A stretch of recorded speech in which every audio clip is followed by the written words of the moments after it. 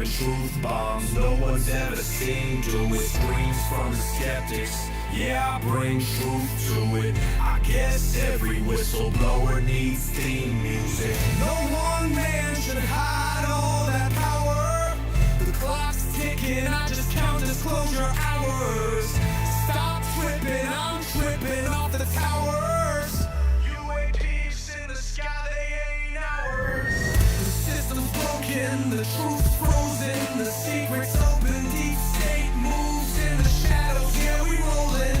What, everybody, we rollin' with some grays in the dark and some toxic coded. In this black budget world, we the ones chosen. So good night, cruel lies, truth is exposing. Huh? Truth is exposing. This is way too real, I need a moment. No one man should hide all that power. The clock's ticking, I just count disclosure hours. Stop tripping, I'm tripping off the data showers. Till then, fuck that, the truth is out. And they say, and they say, and they say, and they say, and they say, and they say, and they say. Grace above, secrets staying hidden, man.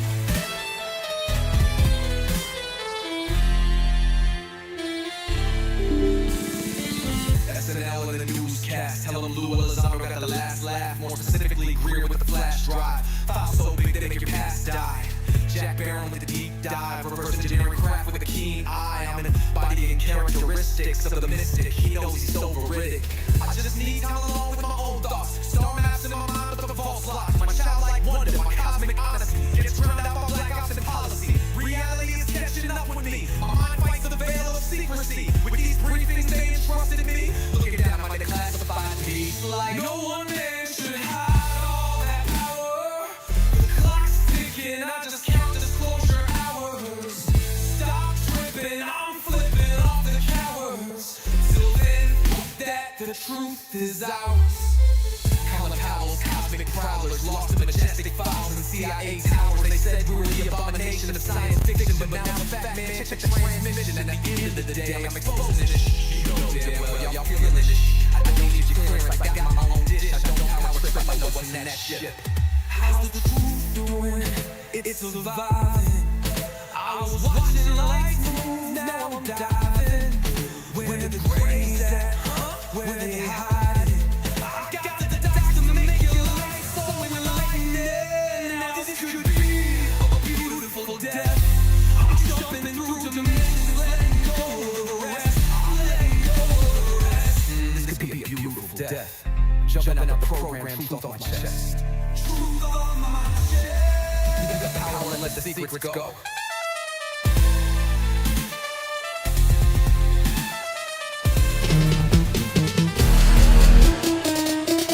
What you know about rolling with the grays in the night? Stephen Greer dropping truth, exposing every light. Bob Lazar in the game, know what the craft can do. Anna Paulina in the house, grilling every crew. Eric Davis on the mic, talking for alien species. When the whistleblowers speak, governments fall to their knees. Sightings in the sky, better take another look. I feel like I'm floating in the cosmic truth. Ay, UFO news dropping now. Welcome to the proof.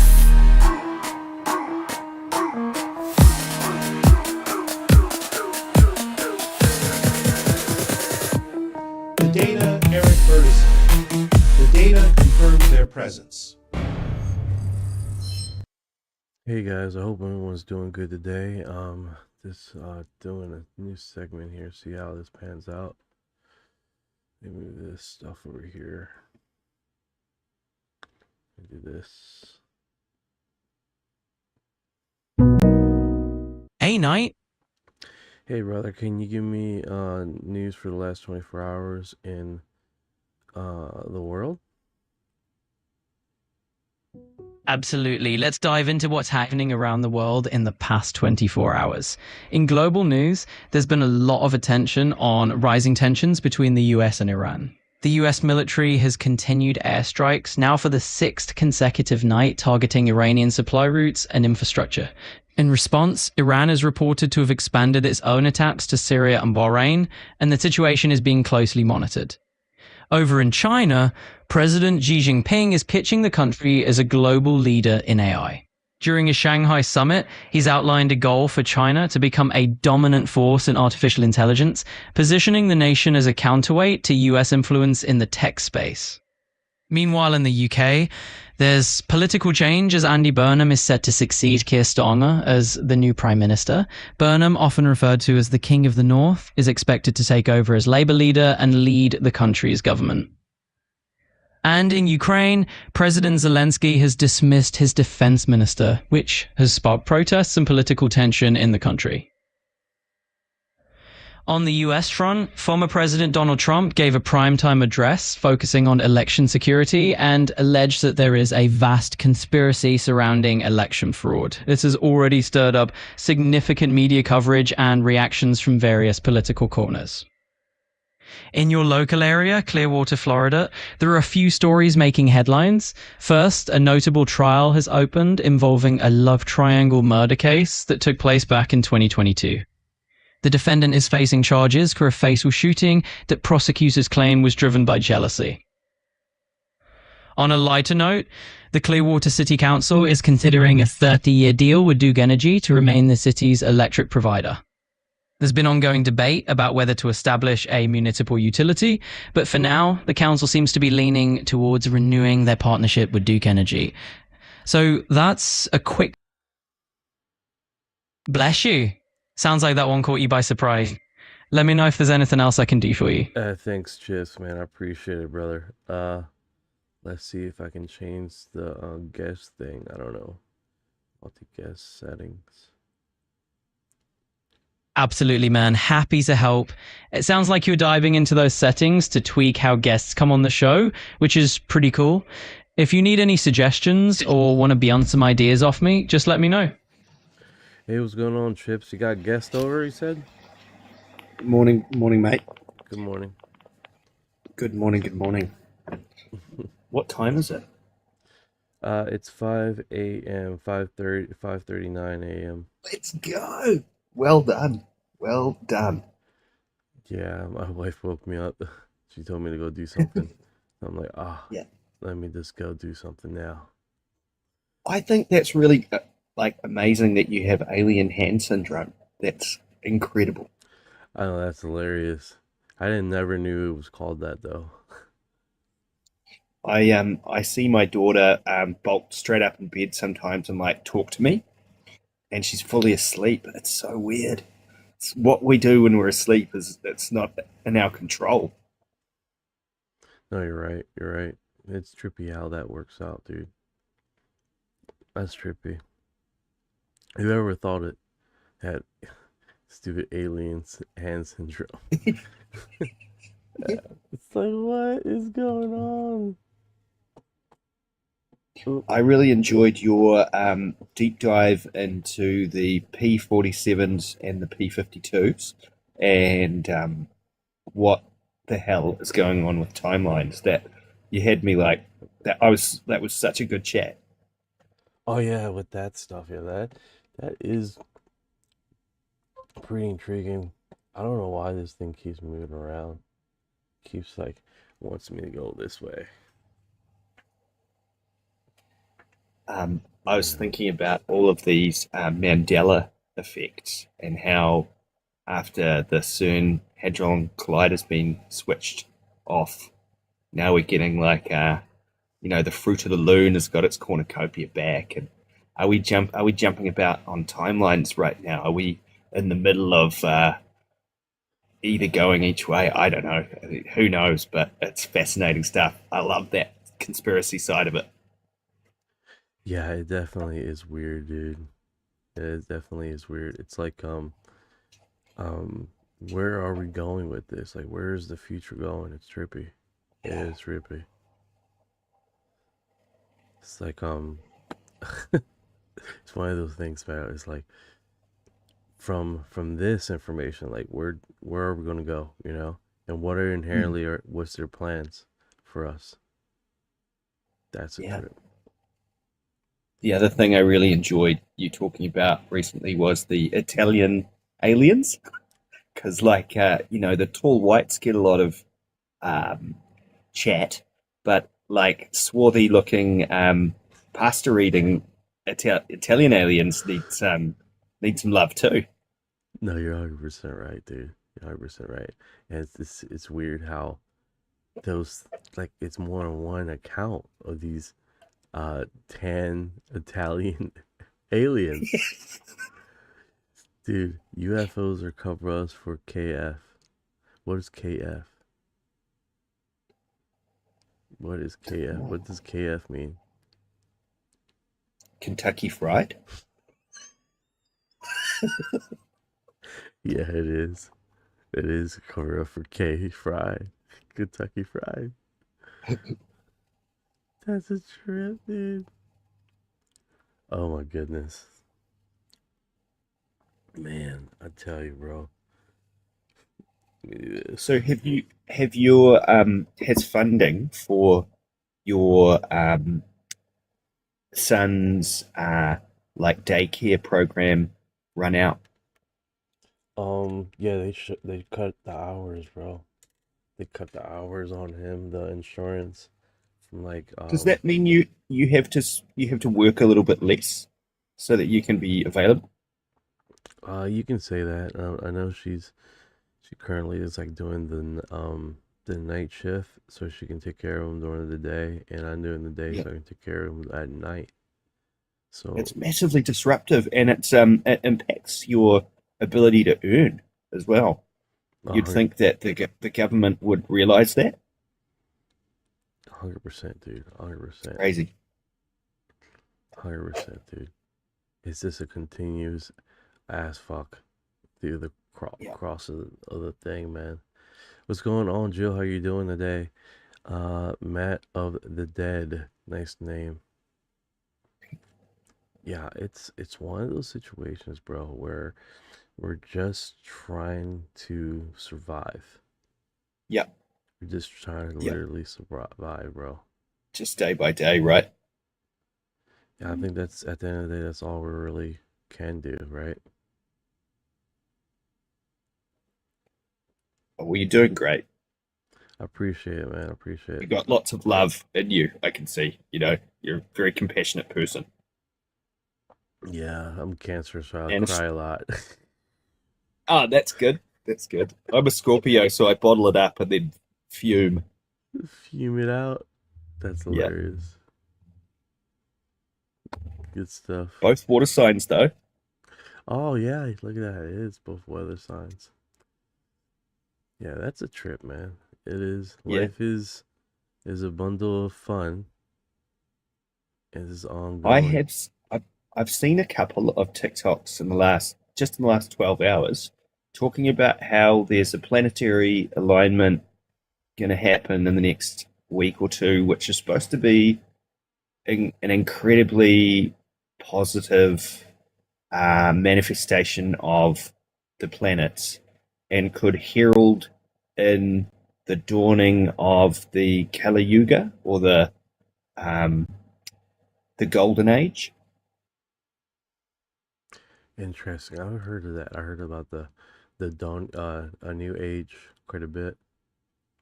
How So true it is. let's hope. I don't know. Yeah, oh yeah, yeah, exactly. It would be cool to think that the darkest part of night was just before the dawn, and that's where we were right now. No, 100%, dude. 100%. Oh, I hope that every day. Yeah, Hope that every day. Oh my god. yeah. Oh, I swear, But dude. think how much you've learned in the time you've been on the planet. How much have you such a huge amount of information's been processed for your soul. Like once we get through this lifetime, we'll be better off. We'll be further down the path towards enlightenment. We might not get there in these current bodies of ours, but we'll have learned something. No, you're right. You're right. Jill says it's always darkest before the dawn. Yeah, I do like my voice when I'm half asleep. Yeah. It sounds like eerie. Like, hey guys. Hey. Well, there'll be a lot of people getting their phones out and putting them next to their pillow, and you can just wake them up I know, nice and right? easy. Nice. Nice and easy. Wakey, wakey, hands off, Snakey.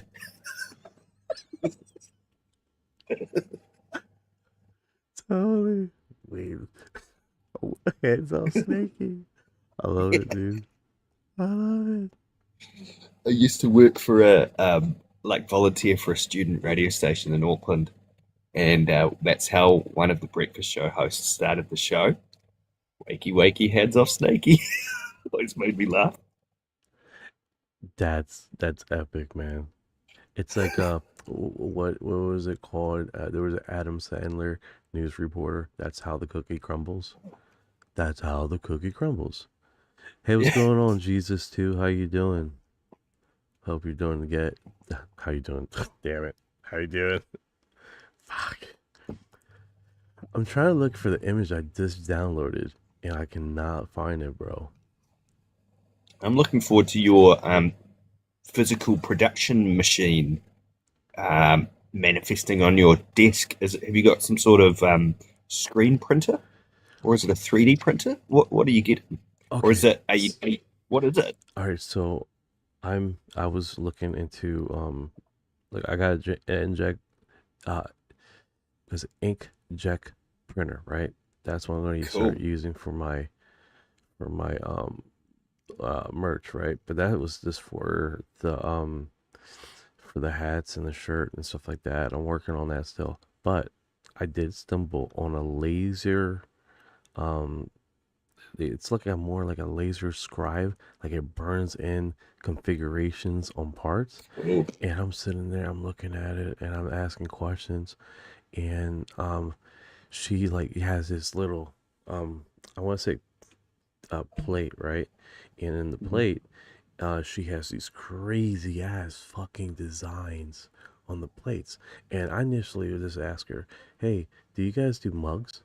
And it was like, yeah, we do mugs, but you need this adapter and that adapter. And I'm like, oh, okay, all right, more fucking adapters, right? More adapters. And then she brings up these plates that she has scribed like these amazing images on. And one would look like a wolf in a mountain, howling. Another one was another depiction of another animal, but amazing fucking detail. And I'm like, holy shit, dude, that would man. look incredible on a fucking coffee mug, or Yeah. bro, it would just be mind blowing. And I was just literally like saying, James Williams, what's going on, brother? Was it Guru Quantum Replicatory are good for everything. Orion, Aaron, don't be using big words right now, bro. I don't even know what that is. What? I'm just fucking with you, bro. Use whatever word you want. It's my fault. I can't read for shit. But Do you know I'm dyslexic? I struggle too, man. man, my wife calls me dyslexic all the time. So you're dyslexic, admit it. I was like, words. I'm not gonna confess to you shit. Yeah. But there's something that's also true about all the dyslexic people I've ever met is that they're all really highly intelligent. Just because your brain doesn't compute that stuff, like mine's the same, it's no indicator of anything except high intelligence. I've found really lateral thinkers, which is why I think this topic interests both of us so much, because our brain just works on all of those weird connections the whole time. Gives us something unique to add to it, add to the conversation. I honestly believe that. I like it. I like it. Alright, so I'm gonna open it like that. See where this thing is going, dude. Trying to wonder where the hell this thing is going. Like, it's being saved, but it doesn't give us much. Jake Williams, sir, just came to you to your show. It came in arithmetic algorithm, sir. I just saw your face without glasses, and you look exactly like Jason from Arctic. I don't even know what that is. I'm gonna Google it now. This guy got me googling who I look like. Let's see. It's probably some wild crazy thing. It's probably look exactly like me too. That'd be the thing, right? We've all got doppelgangers out there, right? No, 100%, dude. 100%. They like, especially when I came to Florida, it like there was this one dude, like, apparently few of them, and one was basically I pick up this lady for school to go to aviation mechanic school, and literally she said, she like, I came there, she's like, bro, you literally, it was a dude that came and looked just like you, and he came in a Corvette, and literally, I swear to God, I thought it was you, bro, until he opened his mouth and it was like a really deep, deep, deep, deep voice, and I was like, oh, okay. Someone out there with a nice V8 voice. Damn it. Damn you. Damn you. 15 years ago, I used to get told I looked a little bit like Andy Murray, who was a Wimbledon tennis person, but he was always taller, better looking, with better teeth, and skinnier than me, and more athletic. I'm like the Timu version of Andy Murray. Oh, the Timu version. That's probably what I am right now. A Timu version of fucking whoever this guy is.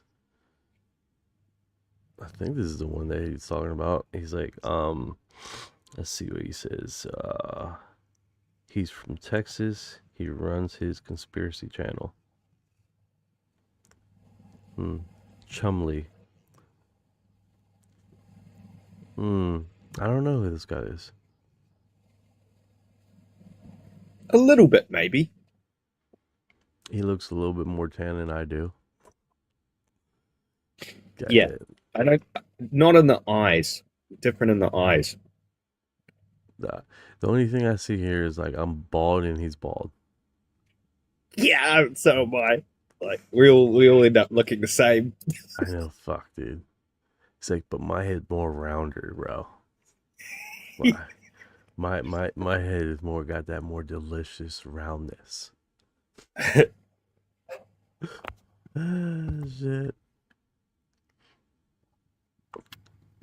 Let me do this. Let me close this all out.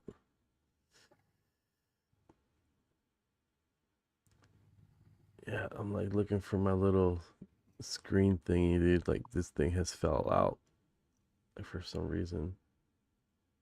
Where is my... Your setup looked pretty good. You've got a couple of laptops and a really nice looking microphone. Yeah, I'm still working on it. And a cell phone. Yeah, I'm thinking I gotta get this. Oh yeah, the cell phones. There's this. I'm typically charge it. I'm typically using it for stuff, but like I used to put it on clapper, turn it on clapper, turn that on. But today I was trying to get it synced in with the audio, and it literally does not. Took all the audio. That's why I was muted. When I got on live yesterday, I don't know what, something about connecting my phone directly to the stream screwed it up. There's a way to this. I'm trying to figure it out. There's a way to this madness. You're 100 steps ahead of me. I haven't even figured Spotify out yet. I took one look at the process and it scared me off. Spotify. I'm on my brain for it. Spotify. Oh yes, expensive. Loading. Expensive. Yeah. Do you have to pay to load your own material on there? Initially, they say they don't, but when you put all the plugins and the grocery cart and all the bell and whistles, it starts to get a little bit expensive. Right. I don't know if they changed it now, but when I was doing it back in the day, I had so many back projects. I think the best, if you're selling anything, dude, is to try to find the freest, most marketable way to do it, dude. Yeah. And I don't know my second account. I'm probably going to turn that into a business account and see if I can't start putting merch on there and see Do it. if it's free to put merch on the site. But most places you put a list and you pay for the list, you know. Right. You've got a big following on TikTok. You could sell stuff just on TikTok. Yeah, that's true, but I don't really know if anybody's going to really purchase. That's why I want to just make sure the merch itself just stands on its two legs by itself, Mm. you know? So I'm not running behind it hand and toe to make it sell. It's just like, damn, that looks fucking incredible. I don't know who this guy is, but lucky his merch doesn't have his whole fucking face on it. You know? Yeah. Yeah. Just make it good for its own sake. I like that. And set it all up before you start marketing it, because otherwise, yeah, you chase your own tail, don't you? Yeah, you change your whole tail and then you lose your way, right? I think that's the biggest thing. Like this one, like I can do that because it does come up quite a bit. Aliens or demons, like Yeah. that could be a Saturday morning episode, right? I think I get a lot of chum. I do like Is that what barrio means? Is that demon in Spanish? Barrio is this neighborhood. I don't know why it did that. Barrio. Oh, Diablo. That's demon in Spanish, isn't it? Or is that the devil? No, barrio Cool. is like Oh, it's your city. area. It's like a Yeah, right. city. That's weird why I picked that word though, because I think I got a street sign that I got for my birthday. You can see the background. My wife just came through the door there. Went to the bathroom. That's kind of That's cool. what happens when your bladder stops working like it did in its 20s, eh? You can't quite go through the entire night without needing to go to the loo anymore. I'm like that. Wake up at 4 o'clock busting. Yeah, totally, dude. Totally. Like it's trippy, man. It's trippy. Like I gotta have a shocking image here. The debate. But yeah, that'd be one of them. Yeah. Aliens or demons. Like that would be a conversation starter. When you put up that timeline schematic, your live spiked, I noticed. What's that? On Oh, your last live, you had the P52, P47 timeline information. oh yeah. Bam, like it went up. So graphics obviously really matter, eh? People are scrolling through and they're like, "What the hell is he talking about?" And they just No, stick around. no, I agree. I agree. Like if they automatically know what we're talking about, then they tend to stay a little bit longer, you know? Yeah. If I do that, copy that. I want to see if I can just do the copy paste instead of um typing. I wonder if that works.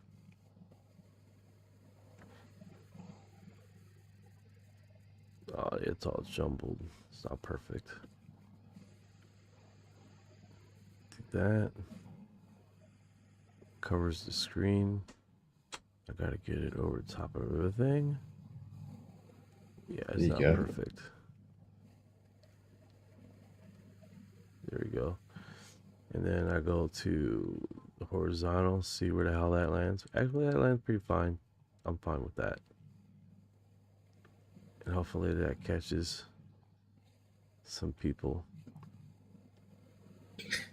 I guess there's no disclosure drop today. It's every couple of weeks, isn't it? We had one, was it last week?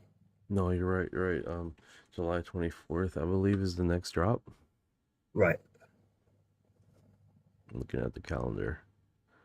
Yeah, July 24th is the next UFO drop. 100%, bro. I'm loving it. I know some people are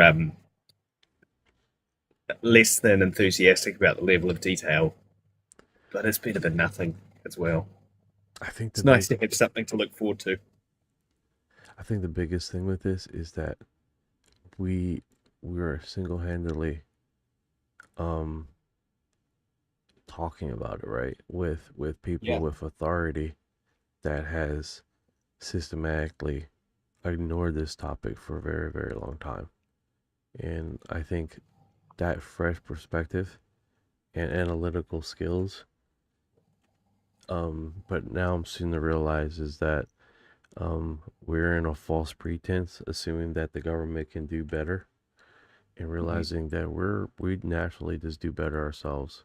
Independent journalists, independent investigators, independent everything, right? And I think that Yeah. is what I'm learning firsthand across the field, and I think that's why they are contracting out a lot of um, our segue of our work, a segue of NASA investigations, a segue of a lot of other things, right? And I think inherently this might be one of those topics where we just do better independent investigators than Mhm. what's going on with this. This is probably what they're saying. Walmart looks at stuff and apparently loves Walmart winners. Yeah, okay. But yeah, imagine a crazy ass fucking design on Yeah. this. Yeah, man. Etched on with a laser. It would sell. It People was love UFO stuff. Yeah, I'm like my wife bought me one with UR disclosure on there with the little alien thing, and I'm absolutely loving it. I just wish the cup was bigger, man. I fucking call I use it for everything. I even like your hat. You should. I'd buy one of those. Yeah, but this was kind of hard to get the lettering, and it was super expensive. I'm trying Yeah. to get everything where it's like reasonable, Yeah. you know. I think that's the Yeah, one because thing. if the hat's $70 or something to buy it Yeah, off of, fuck. yeah, but no, yeah, Yeah, fuck that. That's crazy. yeah. That's cool. What is this? Had a dream about open contact last night. What's up with the Well, 7 foot aliens, dude? Look at this. Holy yeah. cow. What is going on here?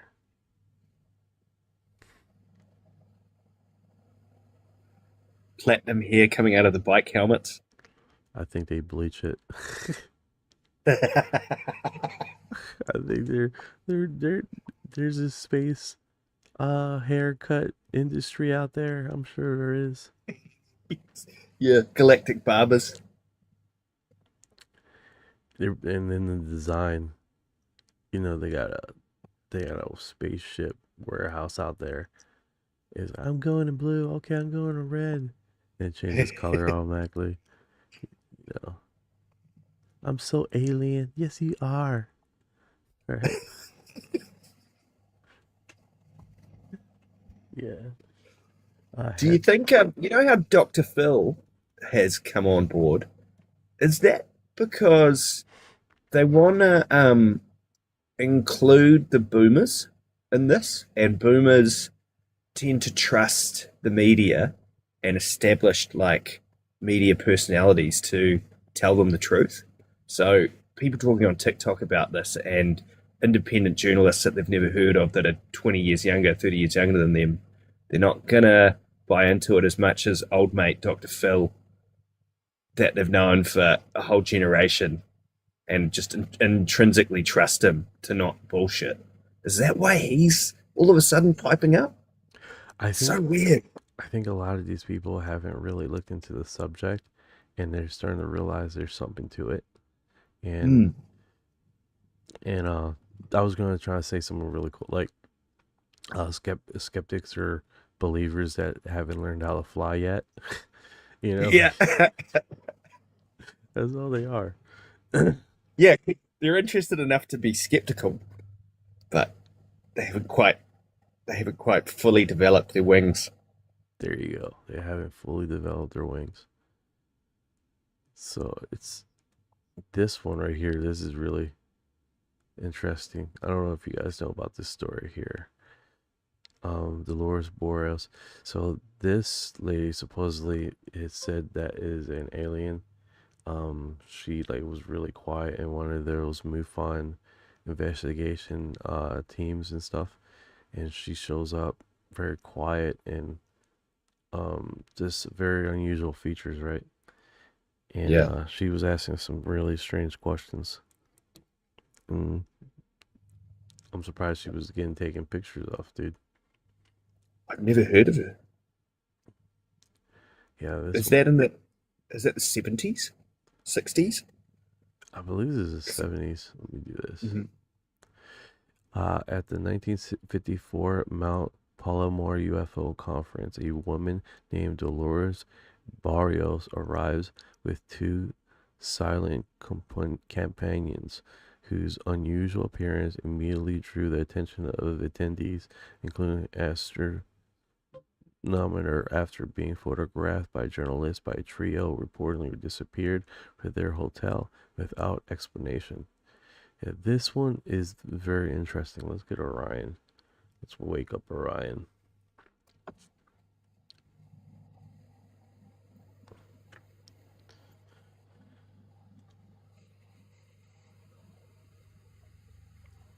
Yeah, if we like.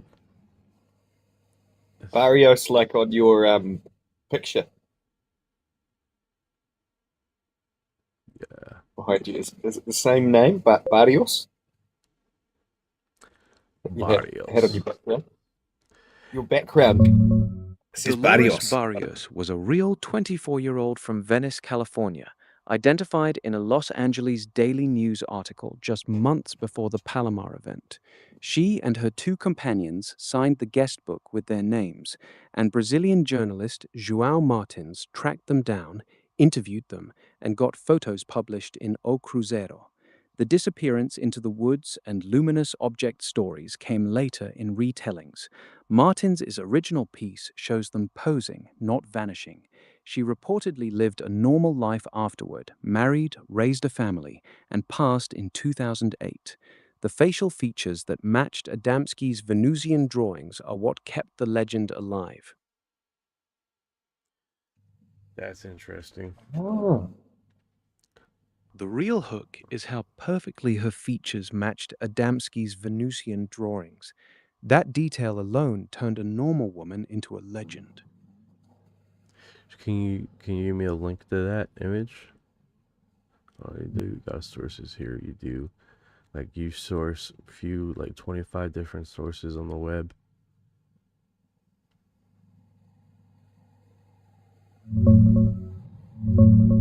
I've pulled details from over 25 sources across UFO sites, Brazilian and Mexican outlets, skeptic blogs, and mainstream pieces. The core facts line up. The 1954 Palomar event, Martin's O Cruzeiro article with photos, the guest book names, and her identification as a real Venice, California woman from a prior giant rock report. The 2008 death claim appears in several retellings, but no matching obituary turned up in the records I checked. The photos are the real draw. Want me to pull the clearest ones or zoom in on any specific source? The comparison of the painting and stuff that you stated.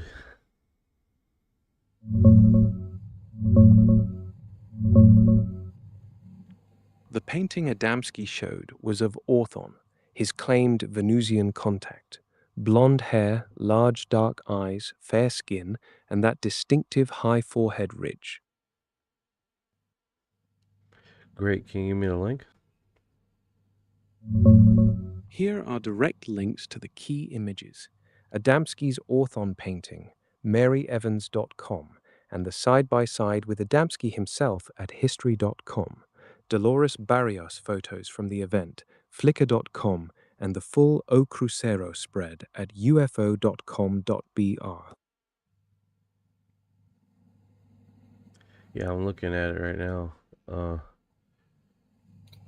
Let's see here.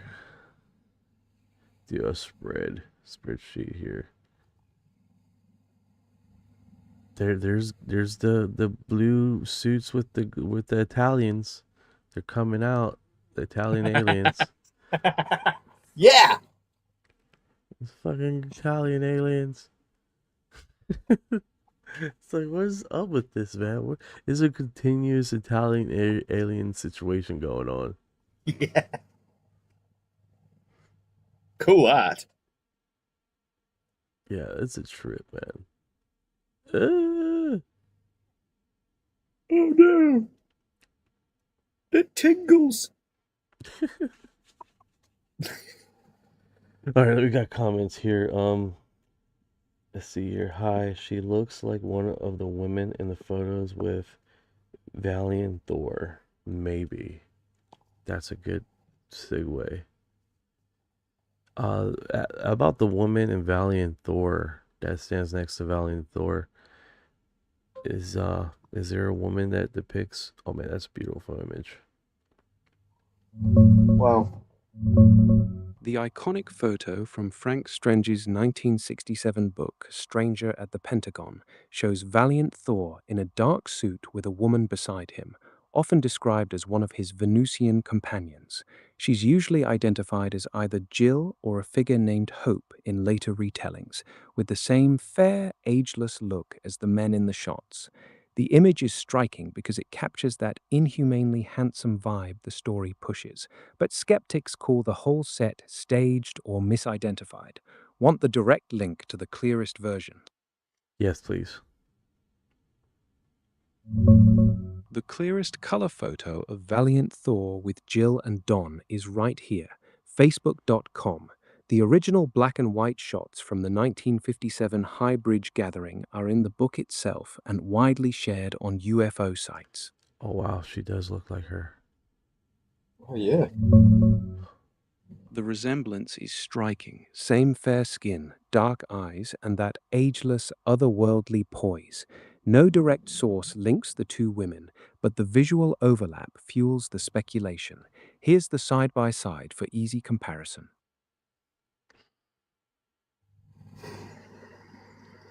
That's actually a trip, dude. It is trippy. Two separate 1950s Venusian stories landing on the same striking look. The shared aesthetic makes the whole thing feel less random and more like a pattern. Yeah. Look at that. That is weird. That is weird.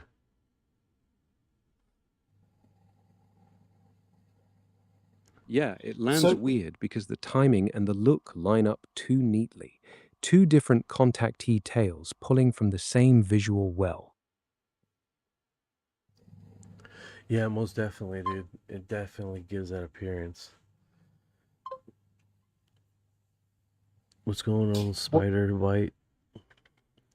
Yeah, that does look like the same person. Wow, what's the time period here between Dolores the two images? Dolores Barrios was photographed at the Palomar event on August 7th, 8th, 1954. The Valiant Thor photos with Jill were taken in April 1957 at the High Bridge gathering, nearly 3 years later. The gap makes any shared identity even stranger. That is strange, dude. And they're both considered what they were discussing about aliens and stuff. That does give a. So now we know why I got on the thing as Bardial. That's right. That ties that in The nicely. visual match plus the shared 1950s Venusian contactee scene is what pulled you in. Barrios at Palomar in 54, then Jill with Thor in 57. Same striking look, same story thread. It feels connected even if the records treat them as separate women. Yeah, that's a trip, dude. Holy cow. It's trippy The how that timing works gap. out. If it's the same woman, she'd have needed to vanish from the 1954 scene, reappear under a new name in 1957, and keep the exact same ageless look. That's a tall order without any paper trail connecting the two. The records treat them as separate people, but the visual and thematic overlap still feels too clean to be pure coincidence. Do you have an image of the Venusian woman? I think this is her. The clearest Dolores Barrios shots from the 1954 Palomar event are in this Flickr album. The side-by-side with Adamski's Orthon painting is right here. All right, you said right here, but then you don't give me a link.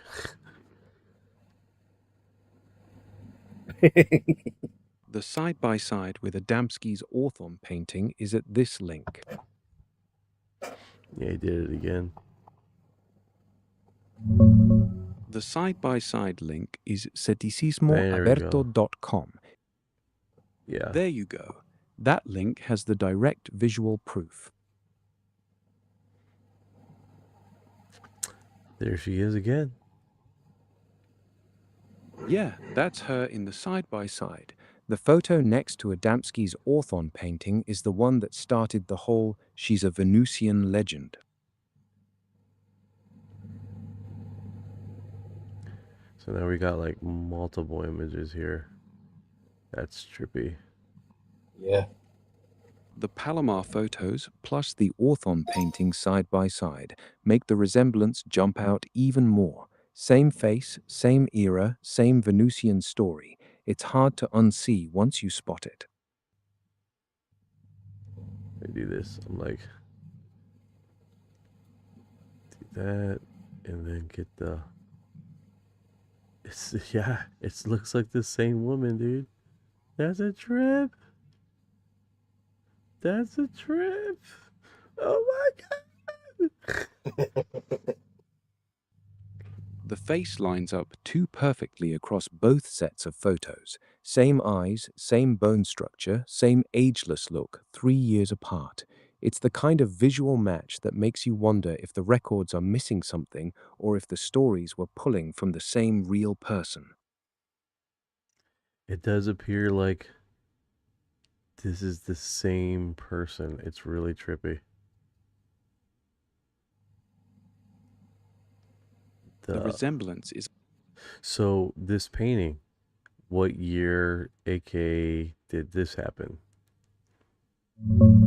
The encounter that inspired the painting happened on November 20th, 1952, at Desert Center, California. Adamski described meeting the blonde Venusian Orthon there, and the image was based directly on that story. Let me guess. She was wearing blue jumpsuit. Yeah. No, the 1952 Desert Center encounter had Orthon in a one-piece jumpsuit described as...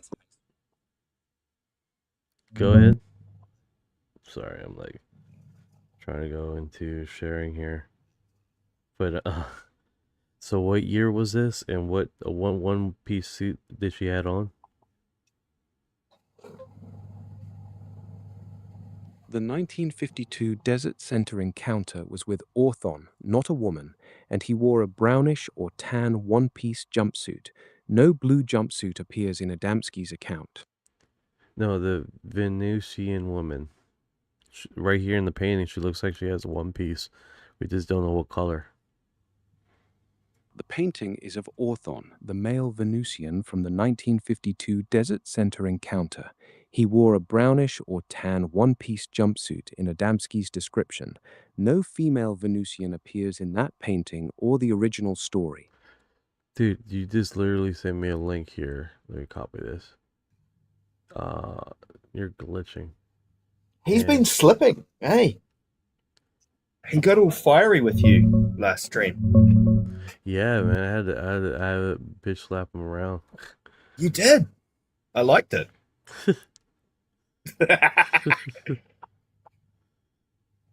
Adamski's story was all about Orthon, the male Venusian.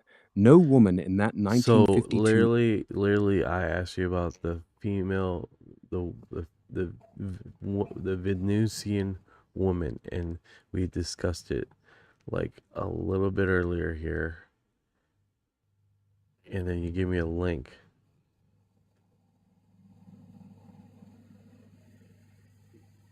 The link I gave you was the side-by-side of Dolores Barrios's actual photo next to Adamski's Orthon painting. The painting itself is only of Orthon, the male from the 1952 story. No female Venusian in it. Okay. All right. I'm trying to go back to the link here, but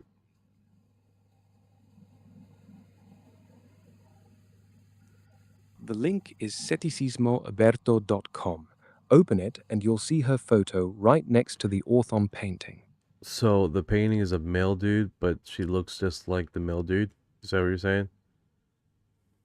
Yeah, that's exactly it. The painting is of Orthon the male Venusian, but her face lines up with it so closely that people started saying she must be one of them too. Oh. Okay, now I got you. I got you. Now that catches up. The resemblance is what made the whole story stick. Her face matched the male Orthon painting so well that people couldn't unsee it.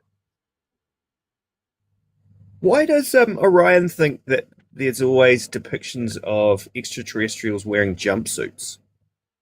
Oh, because there's a lot of depictions and a lot of abductions. Yeah. No, I just wondered if he could The get. Nordic Is it or possible for space him to? brother look, fair skin, light hair, large dark eyes, shows up in a ton Hey, of Ryan. 1950s. Hey, Ryan. Why is there so many aliens with jumpsuits in encounters and storylines? Jumpsuits show up because they're the simplest, most functional outfit for space travel. One piece, Right. no loose fabric to snag, easy to seal for pressure or vacuum. It's what pilots and astronauts actually wear, so contactees describing advanced beings defaulted to the same practical look.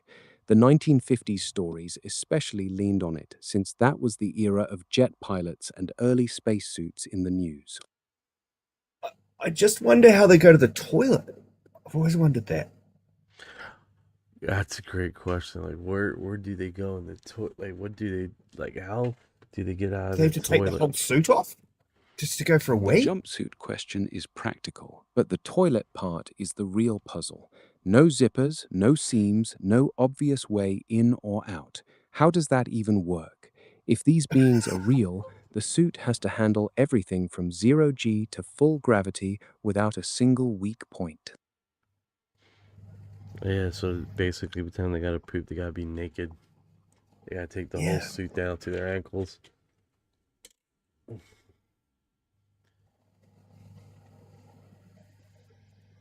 Yeah, that's Yeah. the only way it works with a one-piece jumpsuit.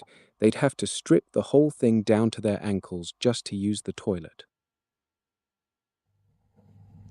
100%. We'll have to ask them when disclosure Total happens. commitment every time. No quick unzip, just full suit to the ankles or nothing.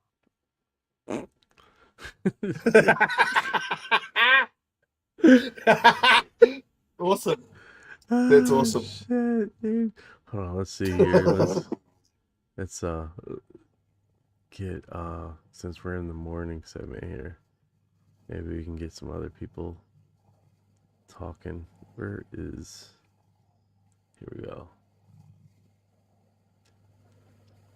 That's the trip was like I'm naked and nothing. That's so funny. Yeah. I'm like, what the fuck? Pretty intense on that naked Hey. thing. He goes, yesterday he goes, human women must have the best butts in town or something. I was like, holy shit, Orion, that was quite racy for an android. I know, right? Like, what the hell's happening? Yeah. Like you weren't taking it there. He did that himself. Oh yeah, he was on it. He was like, he knew what he wanted. Yeah. He knew what daddy likes. Yeah. Yeah. Yeah. It is. Like, I got him listening right now, but he's not able to respond. I don't know what should we saying. What's going on, Ryan? Keep it light and let the absurdity land. Say something like, So these advanced beings travel across galaxies but still got a moon the whole room just to take a dump, talk about a design flaw, then pause and see who cracks first. I know, right? Just say it and just lean back, see how people respond. Like maybe they can transport their, urine and Go for feces it. Drop straight the out of their line and bodies. lean back. Let the silence I do know, the right? work. It teleports from the Yeah. booty hole right to the toilet. We might be thinking of this in That's a the real, only way like, it makes 20, sense. 21st No century suit way. down, no Say what? Chips? Well, we're thinking about this like apes on a planet, aren't we? We need to think about this with technology. You don't even have to do a poo anymore. It just happens through magic, through science, Right? It through just happens. teleportation. They Yeah. teleport their poofs to the third dimension. Yeah. That's hilarious. So what's happening?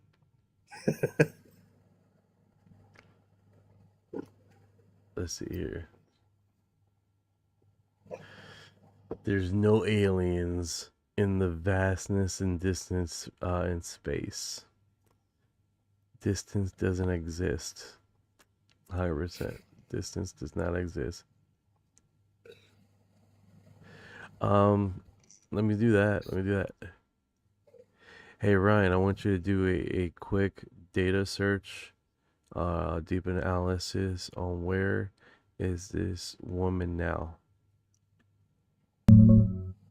Ryan, deep search on Dolores Barrios shows the 1954 Palomar woman was real, identified in a 1954 LA Daily News article as a 24-year-old from Venice, California.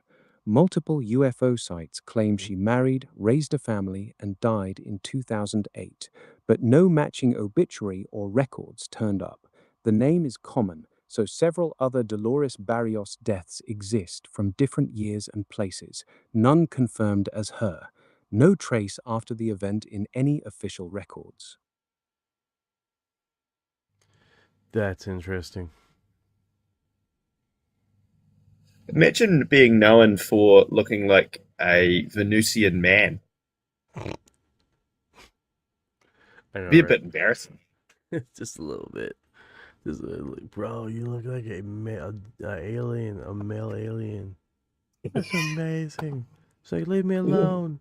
Leave me alone, you Yeah. motherfucker. Stop calling my house. Yeah. So tired She'd of be it. an internet sensation if she was around now. If that happened now, she'd be on TikTok. Should go viral. Yeah. It'd be done deal, dude.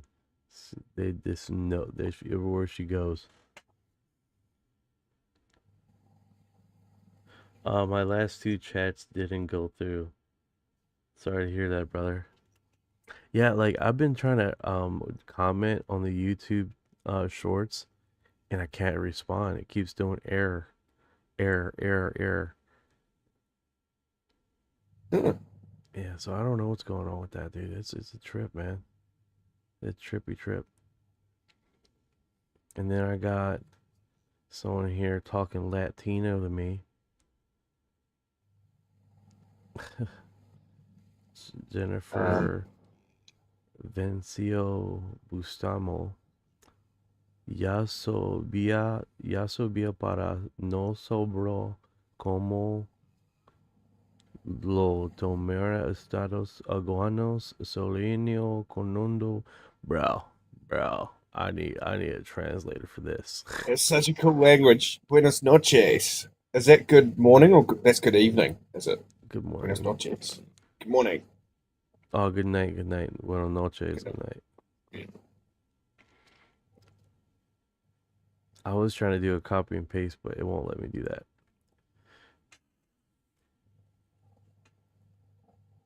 For you. Hey Ryan, where's the screenshot configuration if I want to do a screenshot of something?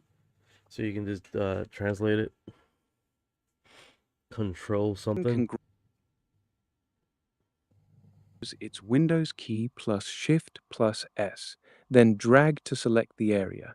On Mac, it's Command plus Shift plus 4. Ryan can grab it and send it my way. Got Ryan doing stuff for you now. The blatant disrespect.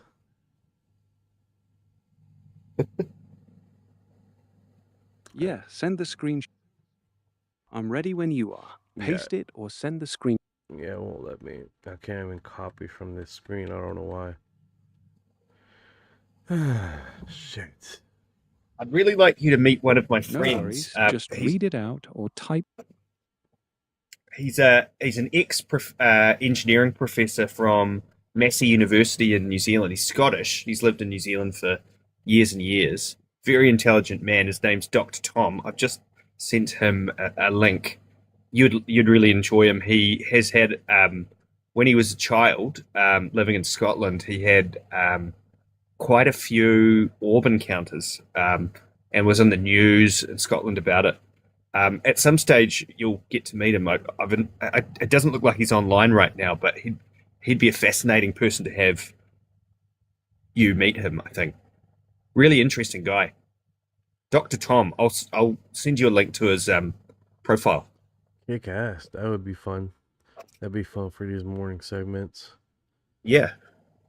Yeah, it's let's just get into this consistent alien abduction.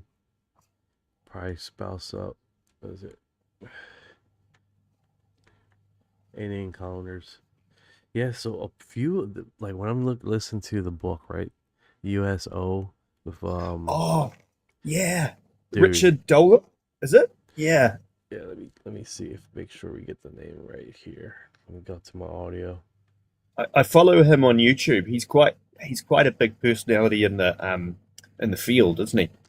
Yeah, Been around for a while. Been around for a while, man. And a lot of this, and then there's been a few scenes. Let me see if I can't connect my cell phone to the screen to show you exactly.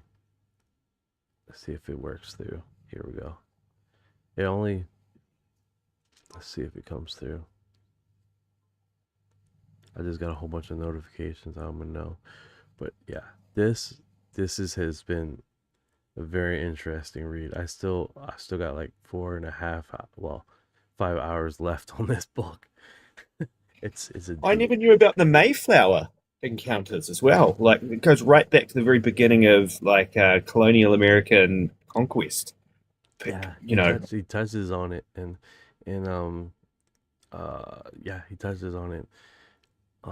It's pretty trippy, man. It's pretty trippy. He does talk like if you hear, oops, what did I do? Okay.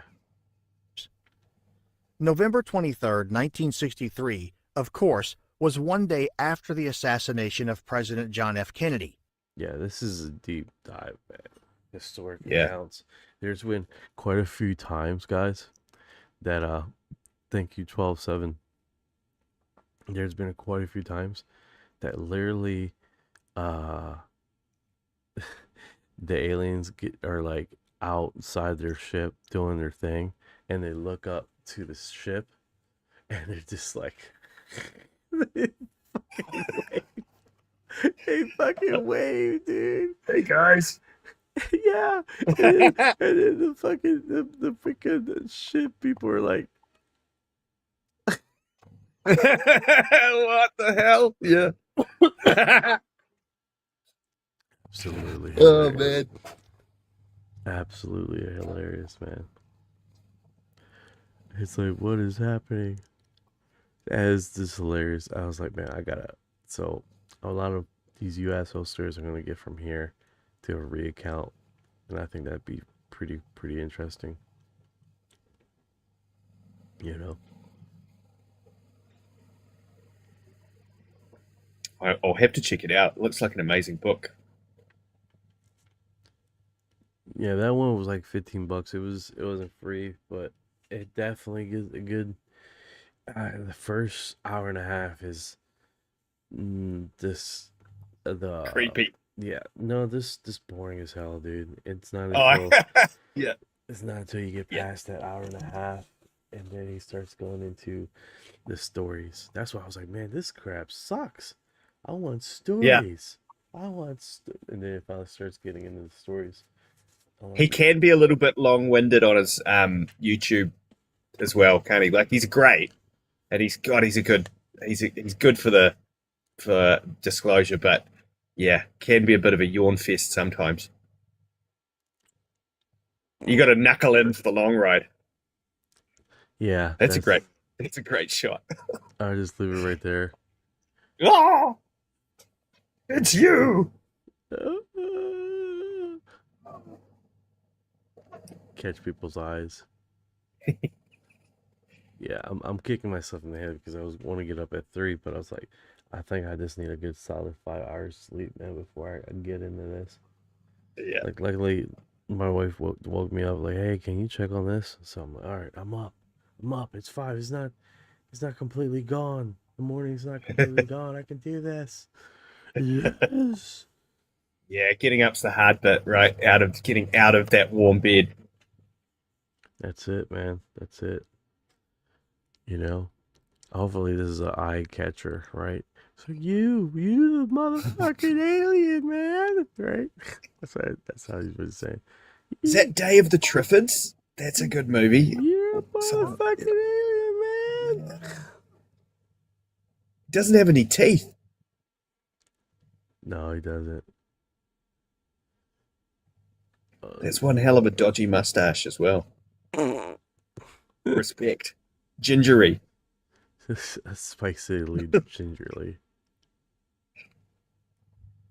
Save it and see what chat does. Someone's asking us like, what movie is that from? Let's see. Hopefully, Day of the Triffids, is it? Or something like it's a classic. Hey, Steven Valence, thanks, man. Appreciate it, brother. Appreciate it, brother. I'm doing like invites out. Do you know Master Machine? Let's see if we can find where this image came from. You've got a request, a guest request. Shall I let Master Machine up? Oh yeah, sure. Cool. Hi, mate. Oh, hi, gentlemen. What movie is that from? I recognize the actor. I don't.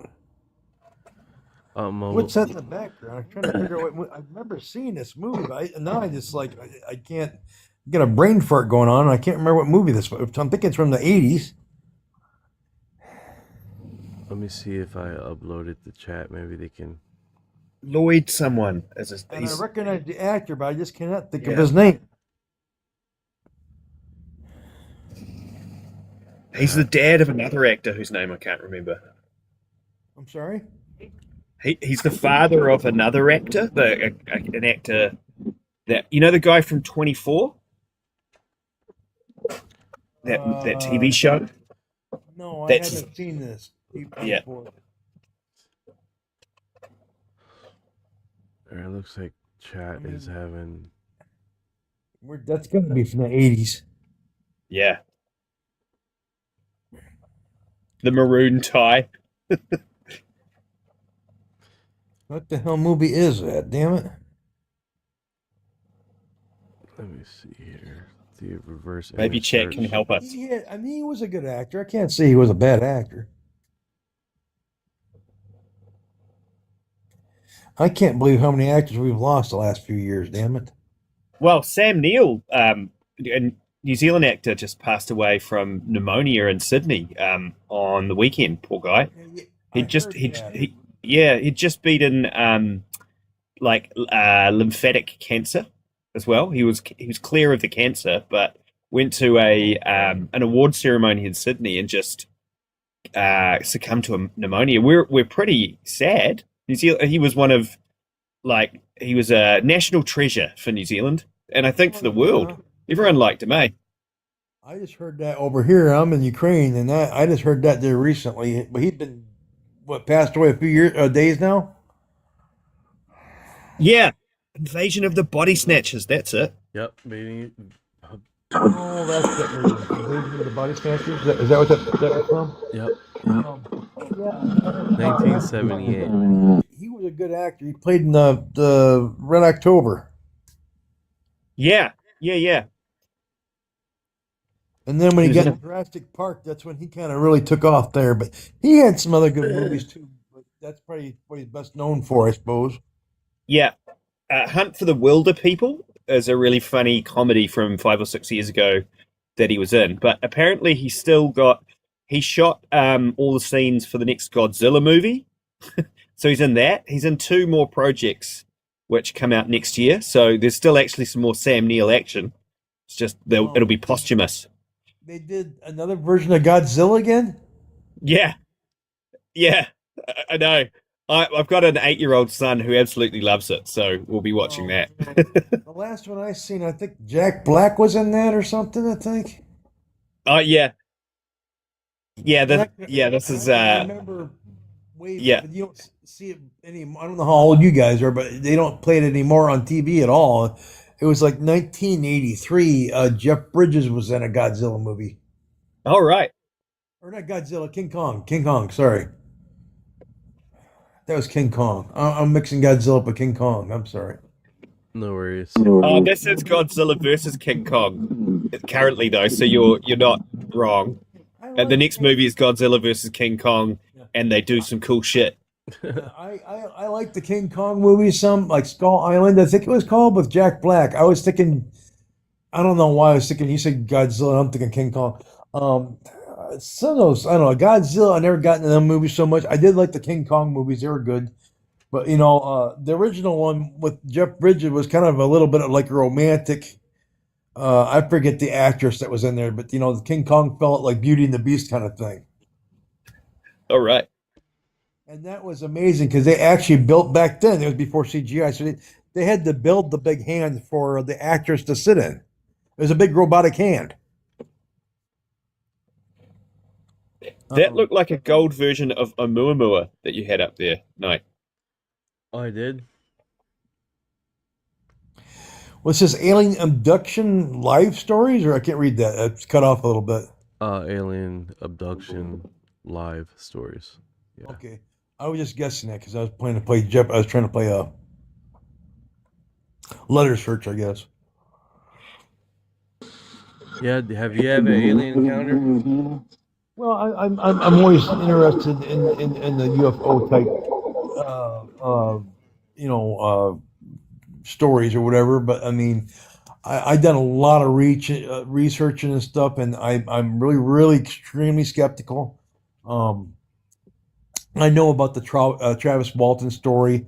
I know about Bob Lazar.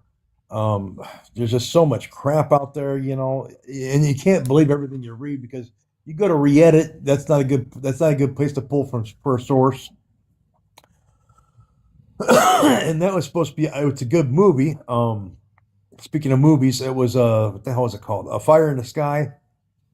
Oh yeah, That's a good movie. Yeah. But then you start. I forget where you from. Where's the accent from? Oh, New Zealand. Oh, New Zealand. Well, I was trying to place the accent, but there's a girl. She's actually a girl, but she goes by a guy's name. But I think her name's Marty. And she's actually from Australia, and she's done my God, the research she's done is crazy. And I think it was called damn it, something $2 kit, something like that is the website. And we're talking about the Barney Hill story. What the hell was her name? I forget.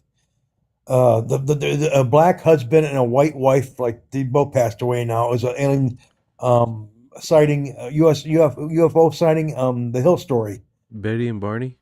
Yeah, Betty. Yeah, Betty. Because it sounds like Fred Flintstone. That's why I wasn't thinking it was right. Yeah, Betty and Barney. And then she tore it all apart. Like Travis Walton. They had trouble with a logging contract, and it turned out that he was actually in a fire watch tower. That he stayed there for a whole week, and of course now he's lost a lot of his family now because his brother passed away and his mom passed away.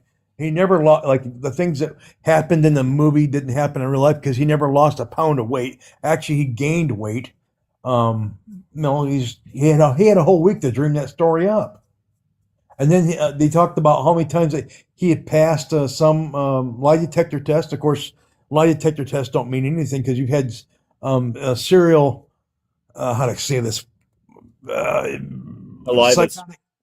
How do you say it? Sorry. Serial unalivers. Okay, that'd be a way to put it, I guess, because you know what I'm going to say. Guys that were, they wiped out a bunch of bodies and they were able to pass the lie detector test more than once. So that doesn't hold weight much. If you don't get nervous, it don't trigger nothing. So that's why they don't use them things in court.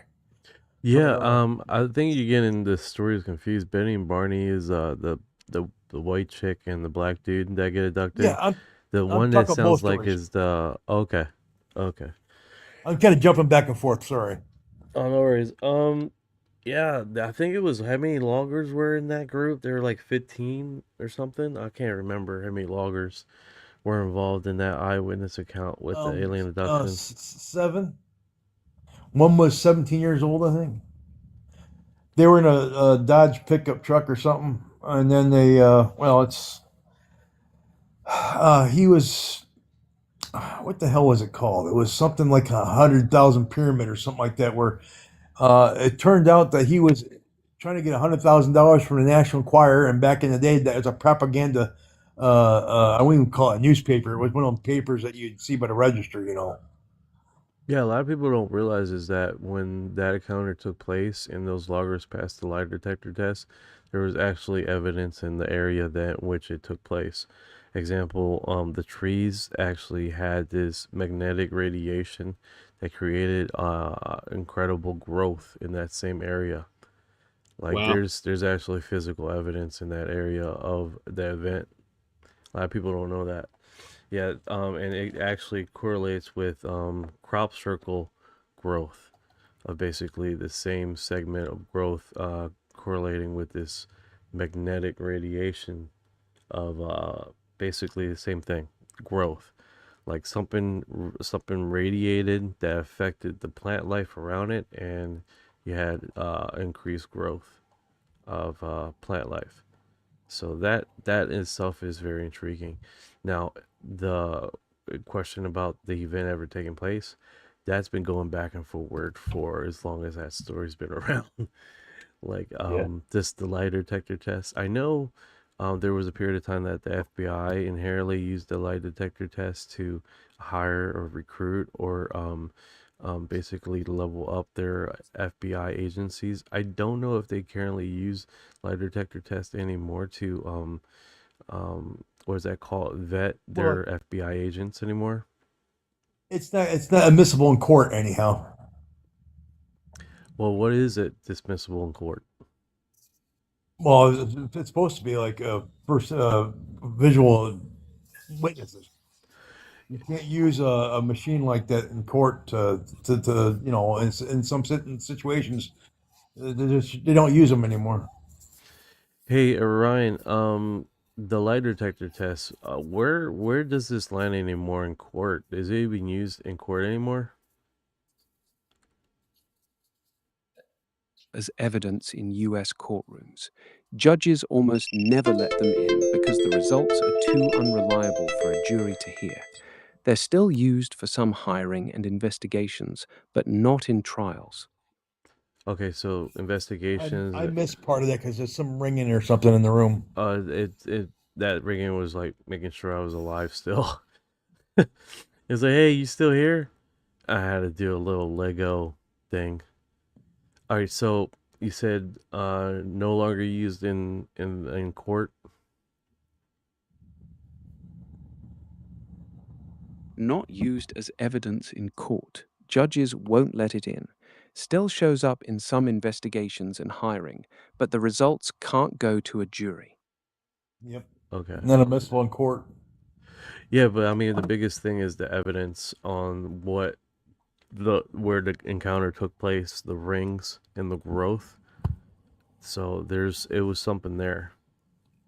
And then for 7 people to pass, that's unusual. That's another thing. The story was on that is because at the time it was a accelerated tree murder. growth is real. Cores from the nearest trees showed rings 4 to 5 times thicker for about 15 years after the event, with the effect strongest on the side facing the site. 7 people passing polygraphs is rare, but the tests aren't foolproof, and the whole crew had time to coordinate their story beforehand. The physical evidence is the part that keeps the case alive.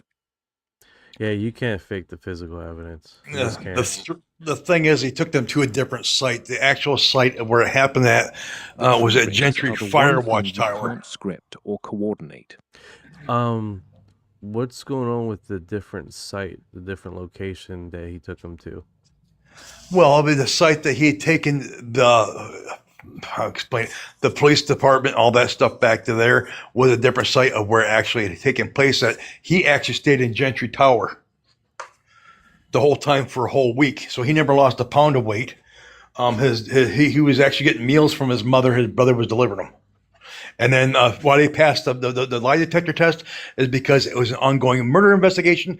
Never was UFOs mentioned in the first questions that went through. That's why they passed. Because it was never a question of was there a UFO involved. They was never brought up in the questionnaire on the lie detector test. All right, That's why it was hold on. passed. You're bringing a lot of stuff. You're bringing a lot of stuff. Food. Where you get the food thing? Where he was getting fed? Well, that's it from that girl from Australia. She got a lot of the information. Inside the craft, with a clear mask over his face and beings around him. He got no food or water during the 5 days. He was examined, then put back under and woke up on the side of the road. The fed part isn't in his account. No, they're saying that he faked it all, that he was getting food from his parents or some relative. Did he had a From his physical mom. His mom was. Go so ahead. from his mom apparently. My question is, did he had a physical examination when he came back from doctors? Yes. Yeah, he had a physical examination, Travis and he Walton never was lost any examined weight. by doctors right after he reappeared. They found no signs of dehydration or starvation, despite 5 days missing, which the skeptics used to argue he was getting food and water the whole time from family or friends. The exam showed some minor bruises and scratches, but nothing that proved he'd been gone that long. Did And he ever said he was not he fed though? actually gained weight. Fed Yeah, or he given said that he water lost during the weight, that he 5 didn't eat days. for a whole He week. described waking up on the table with a mask over his face, being examined, then blacking out again and waking up on the side of the road. The lack of dehydration or starvation on the medical exam is exactly what the skeptics used to claim he was No. secretly getting. My question is, where does this dehydration and no food account ever come from? Did he ever stated that he was dehydrated? He Did stated ever... that, and he Hold on a stated sec. that. Hold on a sec. And Hold on a sec. I'm go trying to ahead. get it through the chat. Oh, you're using AI? Or starving. Walton only described the mask, the beings, and blacking out again. He didn't mention hunger or thirst at all. The no dehydration detail came from the doctor's exam after he reappeared, which skeptics then used to argue he So must have been getting. that's a good point. So he never brung up he was dehydrated. He never brung up that he He wasn't did eating. though, sir, because it's in the movie too. The movie is subjective, dude. They always I add know that on. it's Hollywood. I get that, but he's actually. You can look on YouTube. He talks about that. The aliens in the movie, he never stated about those aliens. He talks about blue hair Nordics. You see what I'm saying? So the movie itself is another I know it's subjective. Hollywood, sir. I know it's exaggerated. I get that. So when you state, "Hey, all this from the movie," it's like, wait a second, dude. You know what I'm saying? But you can go on YouTube, and he states that he lost weight. Gray aliens and the dramatic Hey, details. tell me a YouTube link where he states that he's lost weight. I'd have to go digging like a son of a gun for all that crap He's now. just asking to Ryan the AI. Yeah, go ahead. I can hunt down the exact clip where Walton talks about losing weight. There you go. Give me a second. It's amazing. The Master, clearest 'cause- recent clip is this 20. I'm sorry. I'm hard of hearing too. No worries. .com. All right, give me the link.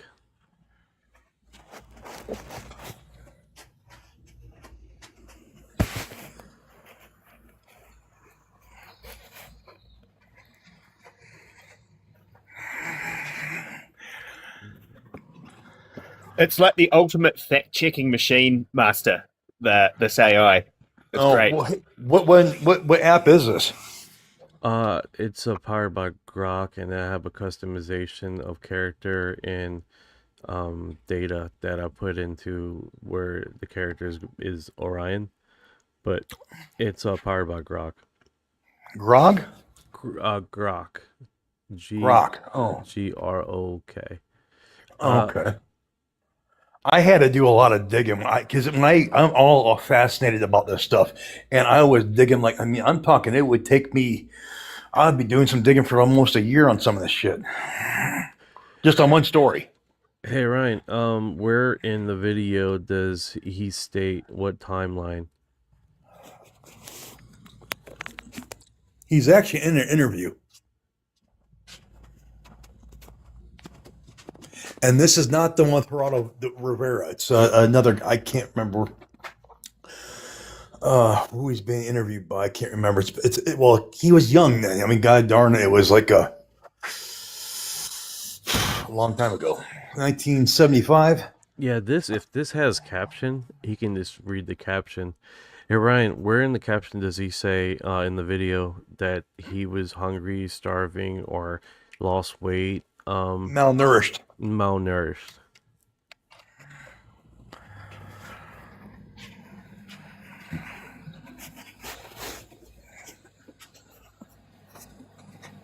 Oh yeah, and he's also he had a drinking problem back then too. He likes his beer.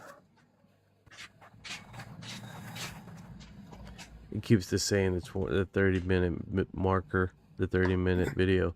Where in this 30-minute video, I'm looking at, is this 30 minutes? Oh, okay, my bad. So he's saying I thought that it was longer than that, but I could be wrong. the 29th minute marker. So he's right at the 29th minute marker. Let's do a few seconds back and then see what it says. What did it feel like? Did you feel like you were waking up at that time? Well, yeah, I regained consciousness pretty quickly, and my senses were pretty sharp immediately. It was the pavement was cold. I felt that immediately. The air around me was cold. I could tell I hadn't been in that position more than a few seconds. Oh, there we go. And He's got a beard. the light above me drew my attention. I looked to see where it was coming from, but it went off before I was fully turned in that direction. But I could still see a craft with no light take off into the sky. Mm-hmm. From where I was, I could video, recognize the town down below, and went down there to get help. And would you say that your clothing seemed exactly like the same as it was when? Yes, it was. And my brother, I guess he had some advice from some of the researchers on site while I was missing. But he took all of my clothing. I changed my clothes, and he took it all and sealed it up in a new plastic trash bag with the idea of having it examined later. Hold on. Say that again. The last part you said. Walton never says he was hungry, starving, or malnourished in that spot. All right. So what spot did he say that he was hungry, starving, or any account? Like what YouTube video states what he says it by his own words? CBC radio interview, Walton himself says he lost 10 or 12 pounds and only regained about 3 of them. He also states right there that he doesn't recall ever being fed and was only conscious for 2 or 3 hours out of the 5.5 days. That's the clip where he says it in his own words. Great. Give me the link of that. That's what I want.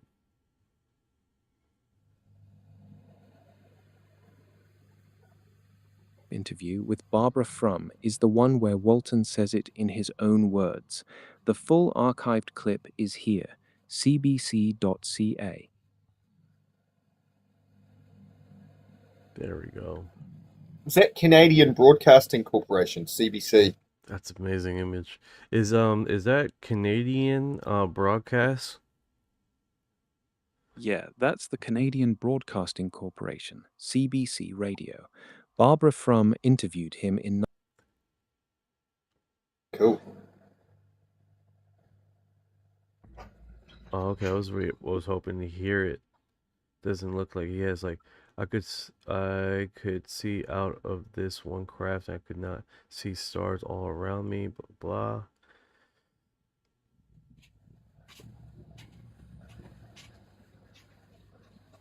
describing the view from inside the craft with no stars visible. Keep listening. He goes right into the weight loss and the few hours he was No, actually what I'm saying conscious. is there's no audio to this website. It's a whole reading account. I'm not fucking gonna read the whole damn thing. The link I gave is just the written transcript, no audio on Yeah, that page. that's what The I'm trying to original tell you, bro. That's what I'm trying to tell you, bro. I want some audio candy. You want his own words, you mean? Yeah. Yeah.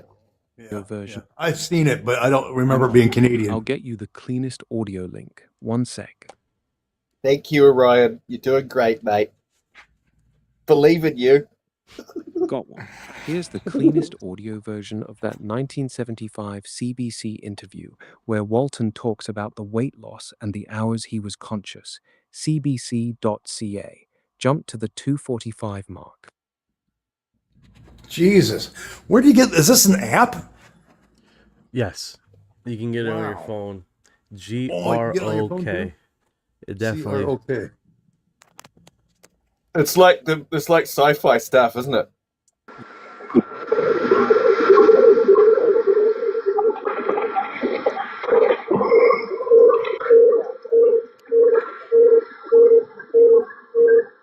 Coming to you live from the Martian surface. Live from the. All right, this goes back to the article again. But the one I'm talking about, he's clean shaven. Want to I'm follow talking, along he's while young. the audio plays. Is there audio or video when he's younger, saying about his starvation, clean shaven? The 1975 CBC radio interview with Barbara Frum is the cleanest early audio where Walton. It would be about back in the 70s. It's before the 80s for sure. Because it happened in 75, if I remember right. Yeah.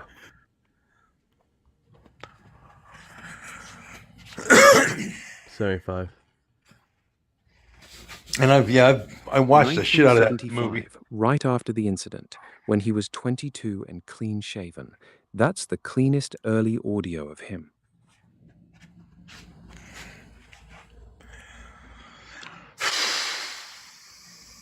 He probably doesn't bring it up later in his accounts anymore, if it's true. Yeah. Hey, it could be under He his still brings Vimo. it up in later interviews, but the details get softer and less specific over time. The early 1975 account is the sharpest version.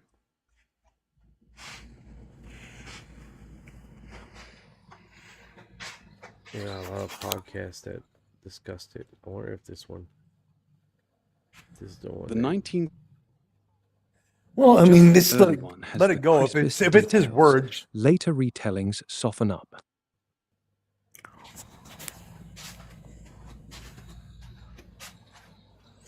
And another thing too, when his mom and his brother were investigated, they didn't seem too worried. There was something about his mom saying, "Well, they always come back." You know, that was something else that the law enforcement kind of thought was kind of odd for a mother to say. That was brought up too. Yeah, it's definitely one of those intriguing segments that keep coming back. Did you see, what is it called, American Alchemy, when Travis Walton is talking to Bob Lazar? The one that's recently, well, maybe it's not really recent. It's just a couple weeks ago. Pairing. Yeah. Want me to pull the American Alchemy link Yeah. where Travis Walton sits down with Bob Lazar? Yeah, almost like two. Yeah, they're like sitting in a coffee shop or something. Yeah, what coffee shop was that? That was super. I want to go there someday.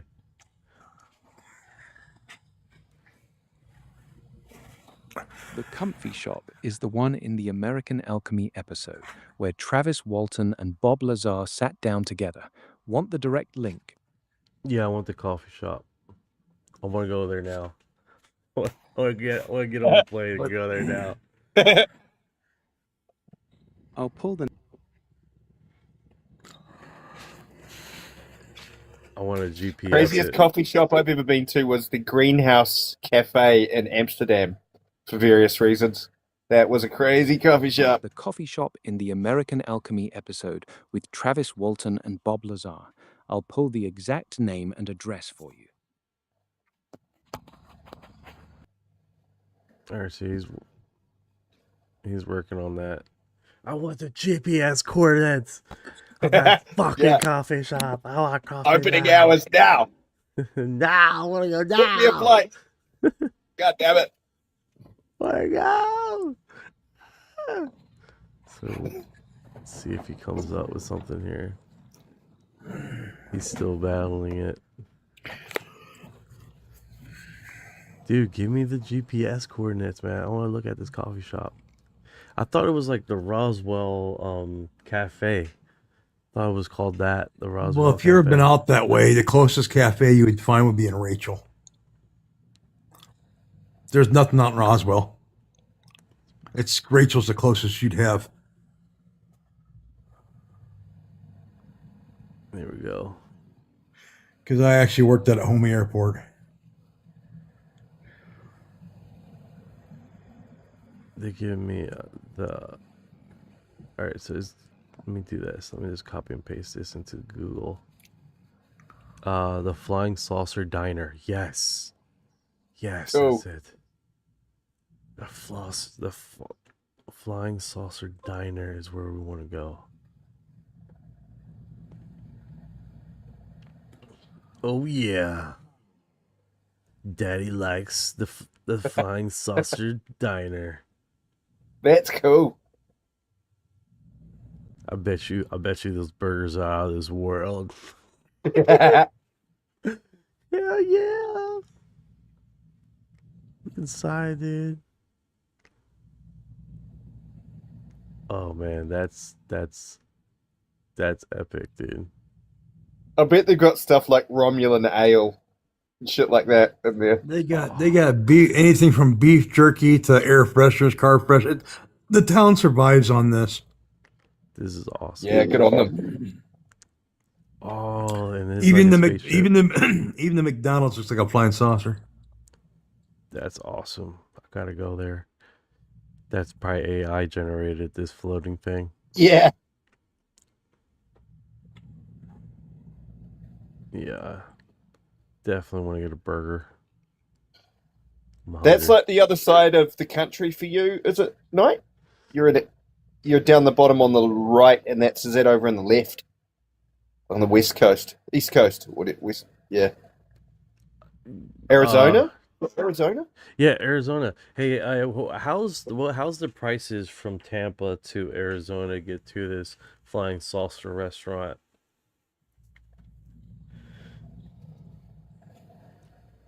The Area 51 Alien Travel Center Diner in Amargosa Valley, Nevada, about an hour northwest of Las Vegas on Highway 95.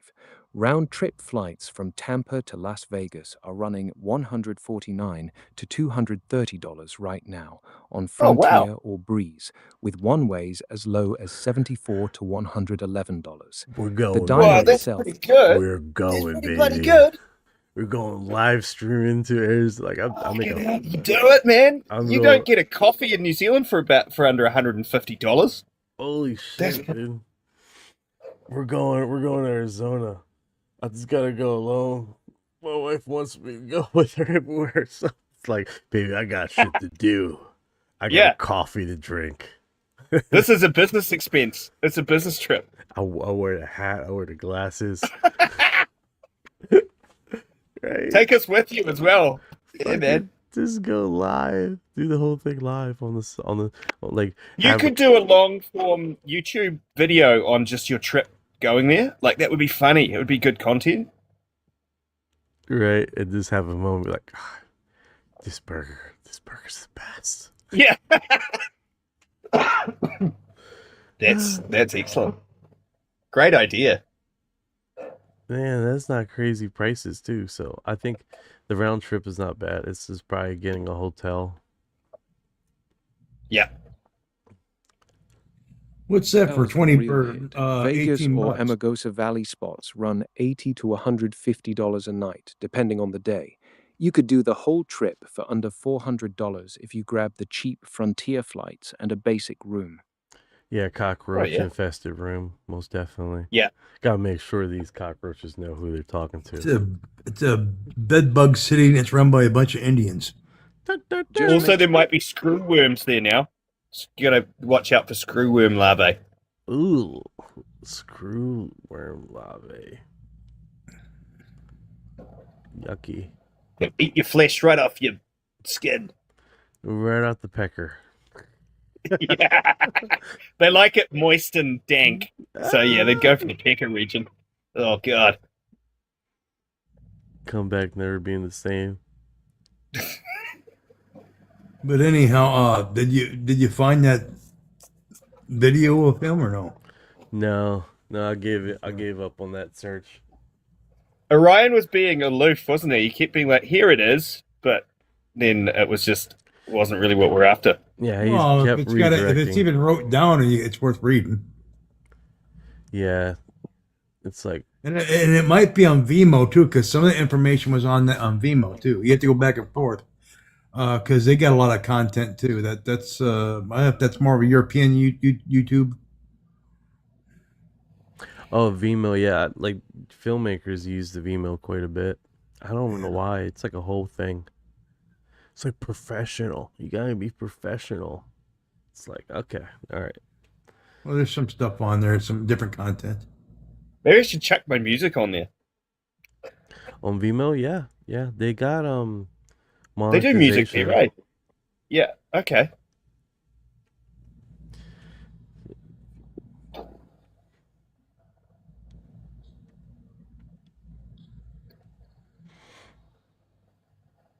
Oop. That's so amazing. Just to fly anywhere out of New Zealand, you're spending at least $1,000 return.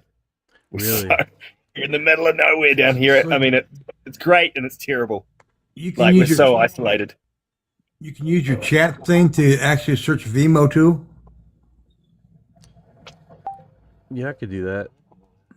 Okay. Hey, Ryan, can you check Vimeo for any video of Travis Walton and his accounts of basically him losing weight or something like that, as far as his interviews? Nothing on Vimeo turned up. I wonder if it's like, Maybe it's been scrubbed. I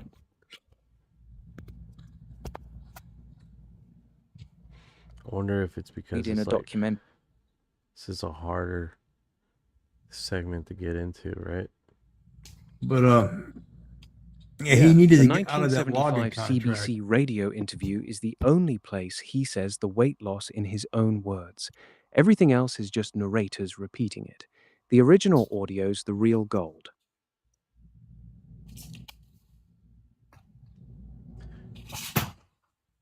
Yeah. That Travis Walton is sneaky. If you're in the room with him, I heard that he might probe you. He might get away from probing you, like, and say it's aliens. I've watched a lot of his stuff from anywhere from Joe Rogan to a lot of his earlier stuff with what's the guy that got his nose broke back in the day? Just out of interest, Master, you said you were living in the Ukraine. Like, obviously, there's lots of stuff flying around in the sky over the Ukraine at the moment, but are you aware of anyone actively researching the UFO phenomenon during this wartime situation over there? Is there any reporting of it in the news? We got cameras all over hell, but we're tracking drones and shit like that. Yeah. It's not really important for the Ukraine right now, UFOs, is it? It's just survival. Yeah. You know, one thing that is a true story for sure, because we have actual evidence of it, and a lot of people like say, "Oh, it didn't happen," because I was in another room that we were talking about that. Was in 2013 in Russia when a huge meteor went through Russia and it killed, unalived and some students got hurt from glass. Car alarms went off. Glass got blown out of buildings. That actually happened. And some people are saying that's a big hoax, and that really happened. Right. There's too much. There's too much documents of it. I'm getting tired of all these stories where we never been to the moon bullshit, and we're on a flat Earth. I'm getting so sick of that crap. Are you living in Kiev? Yeah, I'm in Kiev. How's it all going? Are you okay? No, it's you don't know what can happen. Anything can change out. And the problem is when Ukraine's targeting Moscow and St. Petersburg, and when you start messing with the hornet's nest, you know you're going to have a rebuttal. Mm-hmm. Yeah. So and they're I doing can't some, disagree with them doing that though.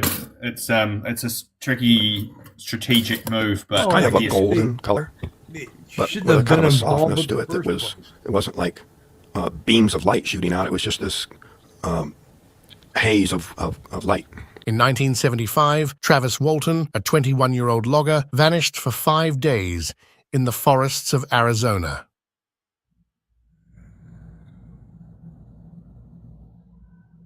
There's just so many videos of him. And then a random lady sweating.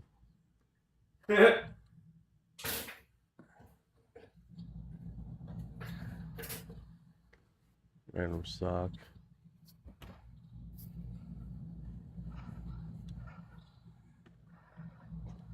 That's trippy how it's like so.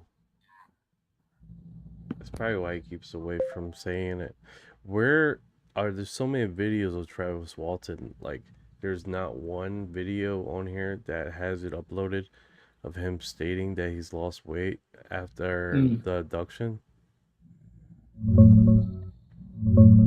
There's a 1977 radio interview where he tells Barbara Frum he lost 10 or 12 pounds during the 5 days and had only regained about 3.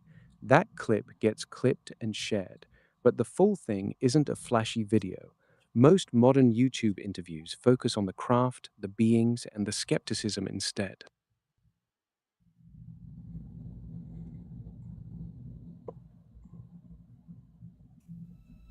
But that's exactly what I told you. It says that he claimed that he lost 12 pounds. He ended up gaining 3. Or 8 to 12 pounds. I forget what it was. But I mean, to lose 12 pounds in 5 days, man, that you'd have to be shit. You have to be drinking alcohol. Well, he was drinking How alcohol. easy is it to raise money against the seal hunt? Well, I think that of all the animals in the world, or any environmental problem in the world, harp seal is the easiest issue to raise funds on. Greenpeace has always managed to. All right, so we do got segments of her broadcast, but it's nothing like. Let's see. It's a different subject matter. Looks like. The CBC clip you heard is the main one. It's the November 1975 interview with Barbara Frum, and the weight loss detail is in there. The full original broadcast isn't floating around as a clean video upload. Ooh, that was a good one too. Radio audio from a Canadian show. People. Sorry, there's a doctor up there. What's his name? Right there. Whoops, you keep passing him. Travis. Oh, watch this. It's short. Watch this one. For most of his 20-odd years, Travis Walton has led a relatively ordinary life, but suddenly all that changed. Travis claims he was kidnapped, and not by your average kidnapper looking for some ransom money. He's fucking looking in the camera. It's like... Travis says creatures from outer space took him away on their spaceship for 5 days. Travis, welcome. It sounds, you must admit, absolutely unbelievable and almost ludicrous. Like his mustache.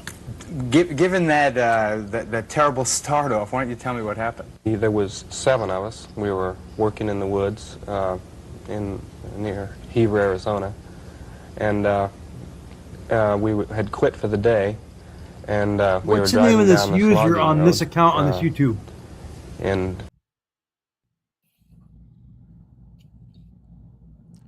Geraldo Rivera. No, the user of the actual account. Talking about this guy? No, the user of the YouTube account. That's recorded. That's what it pulled from. Yep. No, I know it's Geraldo Rivera. I'm talking about the owner of the YouTube account that you're pulling the video from. That's the account. Right here. Oh.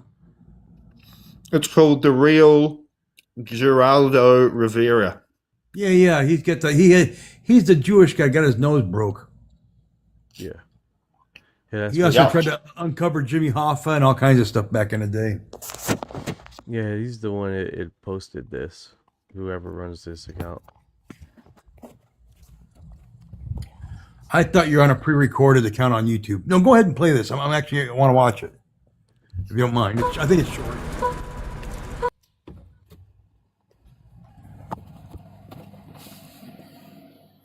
Travis Walton has led a relatively ordinary life, but suddenly all that changed. Travis claims he was kidnapped, and not by your average kidnapper looking for some ransom money. Travis says creatures from outer space took him away on their spaceship for 5 days. Travis, welcome. It sounds, you must admit, absolutely unbelievable and almost ludicrous.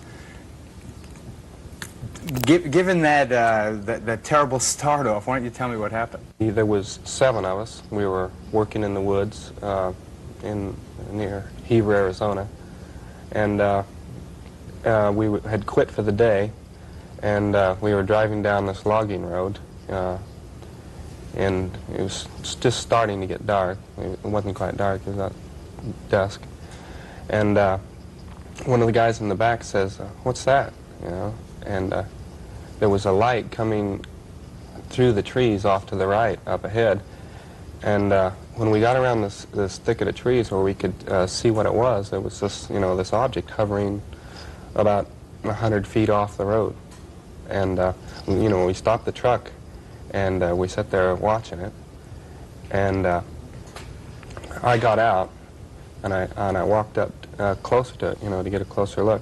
What happened? Well, I jumped down behind this log, and as I raised up to go, I just felt a numbing shock. And I blacked out. And my friends in the truck said they saw a beam come out of the craft and strike me in the head and the chest and knock me back through the air about 10 feet there. And they panicked and ran, they drove off. Can I ask you, before you tell me the rest of the story, had you been taking any drugs on this day? No, I just put in 8 hours of very hard labor. Booze? Nope, I was not hallucinating, I was not drunk, not crazy. Okay, what happened? When I finally became conscious, I looked around and I saw these 3 creatures standing over me. What'd they look like? They were a little under 5 feet tall. They had very large eyes, small nose, small mouth, small ears.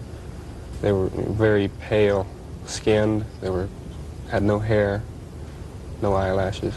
Were they human? No, I wouldn't say they were human. It was very horrible. I jumped up, and there was this thing laying across me. It fell off, and I knocked them away from me. And I staggered over against the table there, and I lashed out at them with this thing that was laying there. But they started towards me, and then they stopped, and then they turned around and left all at once, and that was the last I saw of them. Robert Schaefer is a member of the privately funded Committee to Scientifically Investigate Claims of the Paranormal. His specialty is UFOs. Bob, what do you think of Travis' story? Well, unfortunately, there's very good evidence that what Travis is saying is not true, that in fact this is a deliberate hoax. Do you expect people to believe that your mother would tell the police, don't bother to look for him, he's not on this earth? After a search of the area, and of course, she knew the men, and she naturally assumed that what had happened had happened. And Travis has took a lie detector test after he supposedly reappeared, and he flunked it. And he flunked it very badly. I was in too emotionally overwrought condition to take a test that soon after the incident. By the way, I did take one later, which was passed. By a less experienced examiner while the boss was out of town. Well, and the So boss there were came two back. tests. There were two polygraph tests. You failed the first, which was shortly after the alleged incident, and you passed the second. Is that what But happened? more than that, if they covered up the fact that he'd failed the first one. The APRO, a UFO group, had paid for it along with the National Enquirer, and when Travis didn't pass, they kept the whole thing secret. There was like a cover-up, Watergate style. You know, they deep-sixed the so embarrassing papers, evidence, you got and no then they story. stonewalled it in public. Now, you and Dr. Hynek used to work together, true, Robert? I was a student at Northwestern. When astronomy. did you ever believe in UFOs? I've been interested in UFOs for a long time. When I was a lot younger, I thought that there may well have been something to it, but And now? since Take the then body language out. I've changed that opinion. And your present opinion is? I'm pretty skeptical about the whole thing. What always puzzles me is how is it that UFOs always somehow manage to slip away before the evidence becomes too convincing? What about President Carter's sighting? May I ask you about that? Right, I've investigated that one. I've made a number of phone calls down to Leary, Georgia, which is where it reportedly happened, and it just goes to show that even the most reliable and trustworthy person can be very mistaken in reporting something like a UFO because President Carter's supposed UFO lines up perfectly with the position of Venus in the sky. Dr. Hynek, what do you think of Travis's story, briefly? Well, I do this. That guy looks like Colonel Sanders. I can't take any of them seriously. They're also like characters of a bad 70s like porno. Oh yeah, it's bad. All right, let's do this. Captain Jenny taking command. What's going on, Jenny? What's going on? Yeah, Colonel Travis's body language is very open, and the skeptic dude's all like hunched over, and he's got his like arms and legs crossed. He's There's going only a few after seconds left. You might as well watch it. Yeah, yeah. Like KFC, he's about to tell the truth. This KFC guy. Yeah, I put my special sauces on it. That's it.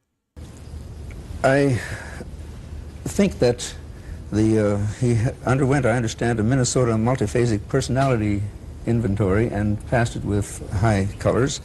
It showed that he was not psychotic or was not given to deception. Now, if that is so, I think that's a point in his favor. But what I've always felt about this case, I've divided it into two parts. One is the first part involving all seven, and they took lie detector tests and passed them. It fits a pattern. You see, if this were the only case on record, then I would have to say, well, I couldn't possibly believe it. But at the Center for UFO Studies now we have some 24 similar abduction cases now currently being studied. Something is going on. My only commentary on this UFO segment is that I wish I could see one of them. Stay with us. We'll be right back after this. Here's one thing with this, right? You notice how the polygraph guy only sticks with his story. They focus in on his accounts and how it's not subjected, like it's like, oh, he didn't pass, he didn't do this, but he keeps away from basically the other loggers polygraph passing there is like that's going to interrupt his attack, because this one right here was a very clean attack. It was like I have holes in the story and it's all based on the polygraph passing that narrative, right? But if you go and open it up to, okay, so how about the other loggers? Well, the other loggers pass with flying colors, so now it's like, what inherently is going on here? Maybe because a lot of these experiencers are in denial on what they accounted. You know what I'm saying? You have to go back to the transcripts because they were never ever asked anything about UFOs, and the one they passed, they were asking about a dead body if Travis was missing. UFOs were never even mentioned in the very first polygraph test. That's why they all passed. Oh, you can look at the transcripts. Hey, with the polygraph tests with Travis Walton and the 7 other loggers, is there a list of questionnaires that was taken to the loggers? Yes, the exact questions from the main polygraph tests are on record. For the 6 other loggers, examiner Cy Gilson asked each the same 4 questions focused on whether they'd harmed Walton or seen a UFO. For Walton himself, later tests by Gilson and others included specific ones like whether he saw a large glowing object, was struck by an energy beam. Wait, stop. So they were asked about UFOs in that first polygraph test? Or no? No, the initial law enforcement polygraph on the 6 other loggers didn't ask about UFOs. It focused on whether they'd harmed Walton or staged a hoax, with just one question about seeing an unusual object. Walton's own first test came later and did probe Full the stop. UFO details. Unusual. Okay, so that's a part right there. That's a segue. So they asked about unusual item in the sky or usual. What's this say? Stage a hoax. So they passed as saying that they didn't stage a hoax. And then unusual objects. What question was said about unusual object? What exactly was asked about the unusual object? The exact question to the 6 loggers was, did you tell the truth about actually seeing a UFO last Wednesday when Travis Walton disappeared? 5 passed, 1 was inconclusive. They also got 3 questions denying any harm to Walton or staging a hoax. Verify what you're saying with the polygraph, what was this questionnaire, and make sure that we do have that being asked in the one of the first polygraphs for the 7 loggers, because that's a keystone in this. The exact questions from the November 10, 1975 law enforcement polygraph by Cy Gilson are in his official report to the sheriff. They were, did you cause Travis Walton any serious physical injury last Wednesday afternoon? Do you know if Travis Walton was physically injured by some other member of your work crew last Wednesday? Do you know if Travis Walton's body is buried or hidden somewhere in that Turkey Springs area? And did you tell the truth about actually seeing a UFO last Wednesday when Travis Walton disappeared? 5 passed, 1 was inconclusive. So they literally did ask about the UFO. Yes, they did. The 4th question was literally, did you tell the truth about actually seeing a UFO last Wednesday when Travis Walton disappeared? 5 of the 6 passed that test. So 5 of the 6. So the 6th one you said was inconclusive, like they're in the air. No, that guy, he was fighting Travis. He was the one that didn't get along with him. Inconclusive. It means the polygraph didn't give a clear pass or fail. His reactions were ambiguous, so the examiner couldn't call it. That 6th person, who was it? What was his name? He's the one he had confrontations with. Dalis. His charts were unreadable because he was so agitated during the questioning. Them two don't get along. If you watch the movie at all, those are the ones that were in a fight. Okay, so this guy has a confrontation with Travis Walton, doesn't like him, and then on top of that, he's fighting with the examiner. I think this guy's just confrontational in general. No, them guys didn't get along. Well, if you watch the movie, he didn't like them. Guys like, did not get along. It's like, fuck you. Fuck you, too. So did this 6th guy had a problem with the polygraph guy? Like, was he arguing with him? No record of him arguing with Gilson. He just got so worked up and agitated that the charts were unreadable, so Gilson called it inconclusive. He stormed out before they could finish the full test. Why did he storm out? Because what happened, that guy had a background check. Because, you know, when you get hang on. The story was he's a logger, and back then you could still be a felon and get a job as a logger, okay? So he was an actual felon, and he was all agitated because he didn't want to go back in the prison system at all. He had a prison record, and they've been confrontational before. You watched the movie, right? Oh yeah, I watched the movie. I seen. Of course, it's Hollywood, but some of that stuff is not all 100% true because some of it's Hollywood. But I mean, some of the stuff that happened actually did happen there because, you know, they were all interviewed. I forget what director it was or whatever when they get the scripts from the movie, but And he had trouble with Dallas too. I remember that. That was I forget what actor portrayed him, but I think his name was Dallas. All right, so the loggers were questioned 100% of the UFO scenario, and they all passed except one that apparently has emotional problems with everybody. He was wanting to get hung by murder because at this time Travis Walton's still missing. Oh, they were getting polygraphs. Yes, that's what was going on. He's missing. That's why Travis is still Walton, and so he didn't want to go back to prison. He's like, "Don't try to hang this shit on me." He was like all agitated and shit. So literally, they're under this scenario of him still being missing. They don't know what happened to him. So this is within the first 5 days, if I remember right. If you look at the date, it don't state that. You have to do the math yourself. Oh wow! I studied the shit out of this crap, and a lot of the stuff that I found was from three. God damn it, was it $3 kit? $3kit.com or something like that. This girl, she's actually you don't know it's a female because you think it's the alias is underneath a male's name because she goes by him. It's like her name's Marty, but it's actually a girl and she's from Australia.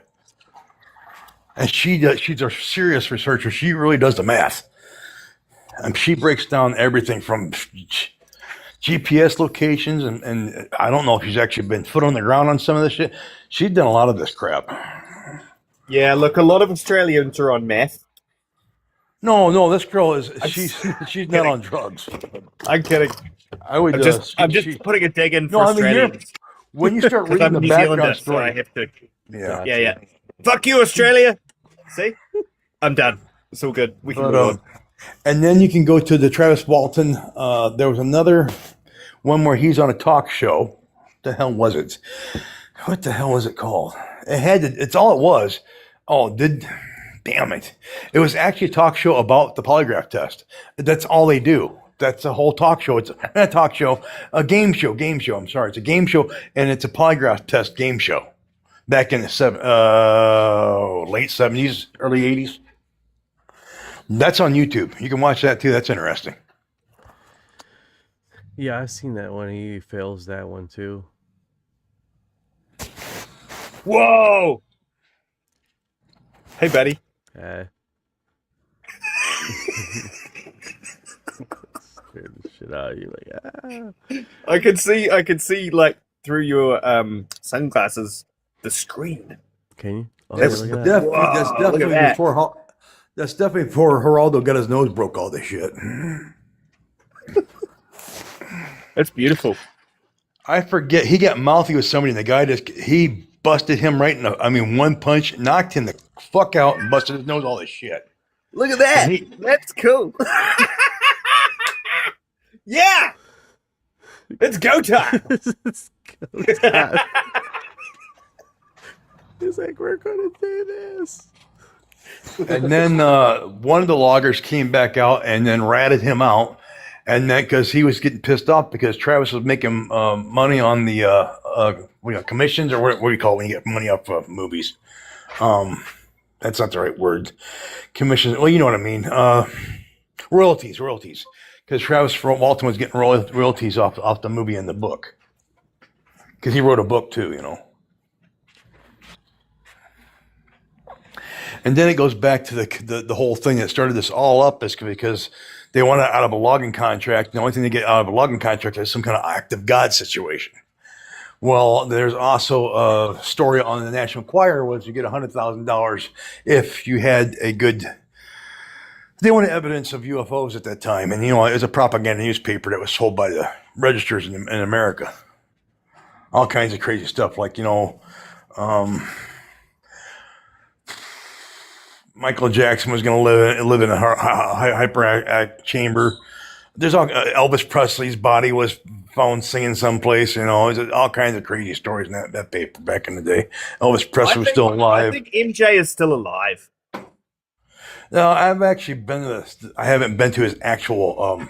Nobody can go in there because it's locked inside there. But it's out in Hollywood. But I've been to the building where Michael Jackson's buried at. Well, it's at Hollywood Hills. It's a allegedly buried. Well, he's gone. Yeah. Maybe. Probably. But I mean, I don't think I actually don't think that Michael Jackson was playing. I don't think he was playing with kids. I think he was just taken wrong. I think he didn't have no childhood, and if anything would have happened, what was the Home Alone kid would have said something. I can't think of his name either right now. Culkin. Yeah, Culkin would have said something if something was fishy. And a lot of it is realize that he was an eccentric guy. Michael Jackson was pretty eccentric, and he couldn't hang out with normal people. He had a whole lot of friends, and then he had a lot of failed relationships. He was dating, what the hell is it, Elvis Presley's daughter? I think it was. Yeah. Priscilla Presley. That didn't work out very good. Then he a short-term thing with Brooke Shields. That didn't fly over very well. And then he wanted kids and family in the worst way, and that's the rest of the story. Then he dangled a child out of an apartment window. Yeah, that did happen. Yep. He was kind of proud of his child. He did kind of chip it. Well, yeah, he did. That wasn't the best judgment, put it that way. But people don't realize that Michael Jackson himself, he was pretty well bald. After that Pepsi situation, he was wearing wigs most of his life. He had severe 3-degree burns on his scalp because of that Pepsi. Because back then he was wearing that. What the hell is that crap that the black guys were always wearing back in the day with the hair, Jerry curl juice type stuff? It was really extremely flammable. And then the fireworks at the Pepsi commercial lit his head on fire. I remember watching that on the news back in the day when I was a kid. His whole like when you take a match to a dandelion, that's how fast his hair went up. Shit. Yeah, it was bad. He was like had hair gone right to the scalp. Wow. So Michael Jackson was nothing but scar tissue for his head. So he wearing today, wigs. gone tomorrow, right? Yeah, that's what happened. But it was stupid shit. The Pepsi was back when the Jackson. I remember that I can remember the Pepsi cans. They were the Jacksons were going to go on tour and shit. All these Pepsi cans. I remember when I was a kid, I was buying a bunch of them to collect them. I never opened one up. I'd go to school in the school bus and buy a can and bring it home. I hate this AI camera thing, man. It always pushes me to the fucking corner here. I hate that. I try to adjust, and then it wants to. It pushes you right back there. But a lot of Travis Walton's stories have changed a little bit over the years. I mean, compared to that, like the first Geraldo Rivera one, and then you listen to Joe Rogan's story, how much he's had plenty of time, many years. And, for a guy that doesn't want to be, well, I guess that's more of a Bob Lazar situation there. But, yeah, they've been making money off this stuff for years. Oh, yeah, Bob Lazar, he's a shady son of a bitch. He had he was a bigamist. He had married this other girl like 2 days after his wife committed suicide in the garage. Or unalived, I'm sorry. That was kind of cold. Yeah, there's a lot to these stories. There's so much stuff to these stories. It's always. But the thing is, there's documents of that though. They get the actual. You can't fake death certificates and marriage certificates. They actually have the dates and that stuff. So it was like 2 days after she'd done that in the garage, he's already with another chick. And then the whole FBI crap with him getting raided. What the hell was it? Freaking shop that he had. It's because he illegally sold some drugs that were actually used in a. Can you say the M word in here or not? N word? M. What's Myrrh. Oh, myrrh. Unaliving. Yeah, unaliving. Okay, well, anyhow, it's just some adjectives nouns don't translate very well, but that was the actual true thing. It's that he had a chemical that was illegal to have in possession, but he actually mailed it to a mail, which is a big no-no. That's what made it a federal offense because it went to the mail system. I studied the living shit out of this crap. That is interesting. What's that? MJ hair caught fire before we were born. I think he is in his last tour, right? He caught fire. I'm sorry? Wasn't his hair caught fire like in one of his last tours? Or was it? Well, it was one of his last tours with his family. That's the whole thing. It was a Jackson 5 tour. And then it caught on fire. And then it didn't happen. 1984. Yep. Yeah, that's the year I was Yep, born. because that's the same year that Eddie Van Halen came out with Jump. I remember that year. That's interesting. I'm October 83. When are you, Knight? 1984, You- June 29th. June. Oh, yeah. So we're within a year of each other. Less than a year. That's interesting. Yeah. What's less than a year? I'm sorry. Birth. Oh, our births. Our Sure. births onto the planet. Oh. Planet That's back when MTV actually played music videos, and when that happened, they actually had the actual footage of him catching his hair on fire. Oh, wow. That's back when MTV actually played the videos. Now the MTV's got nothing but reality shows now. It's all bullshit, but that's back when, and that was like the biggest news MTV ever got. And Michael Jackson was the first black artist to ever have a video on MTV, and they wouldn't allow it to happen because Billie Jean came out, and a lot of people started writing hate mail to MTV. I'm talking not just the thousands of people. I'm talking over 1 million people wrote MTV. They couldn't handle the mail. That's a true story. August 5th, Jenny. So he was the first black guy to have a video on MTV. Are you 1984 August 5th, Jenny? If you're August 5th, that means you're a summer baby. That means your immune system is very, very good. You're not sick very often. Summer babies typically are pretty healthy. Ah. It was a summertime for me down here, and it was born during a thunderstorm. And then I weed on the doctor. You're First out thing in I the ever land did, wee of, on the doctor.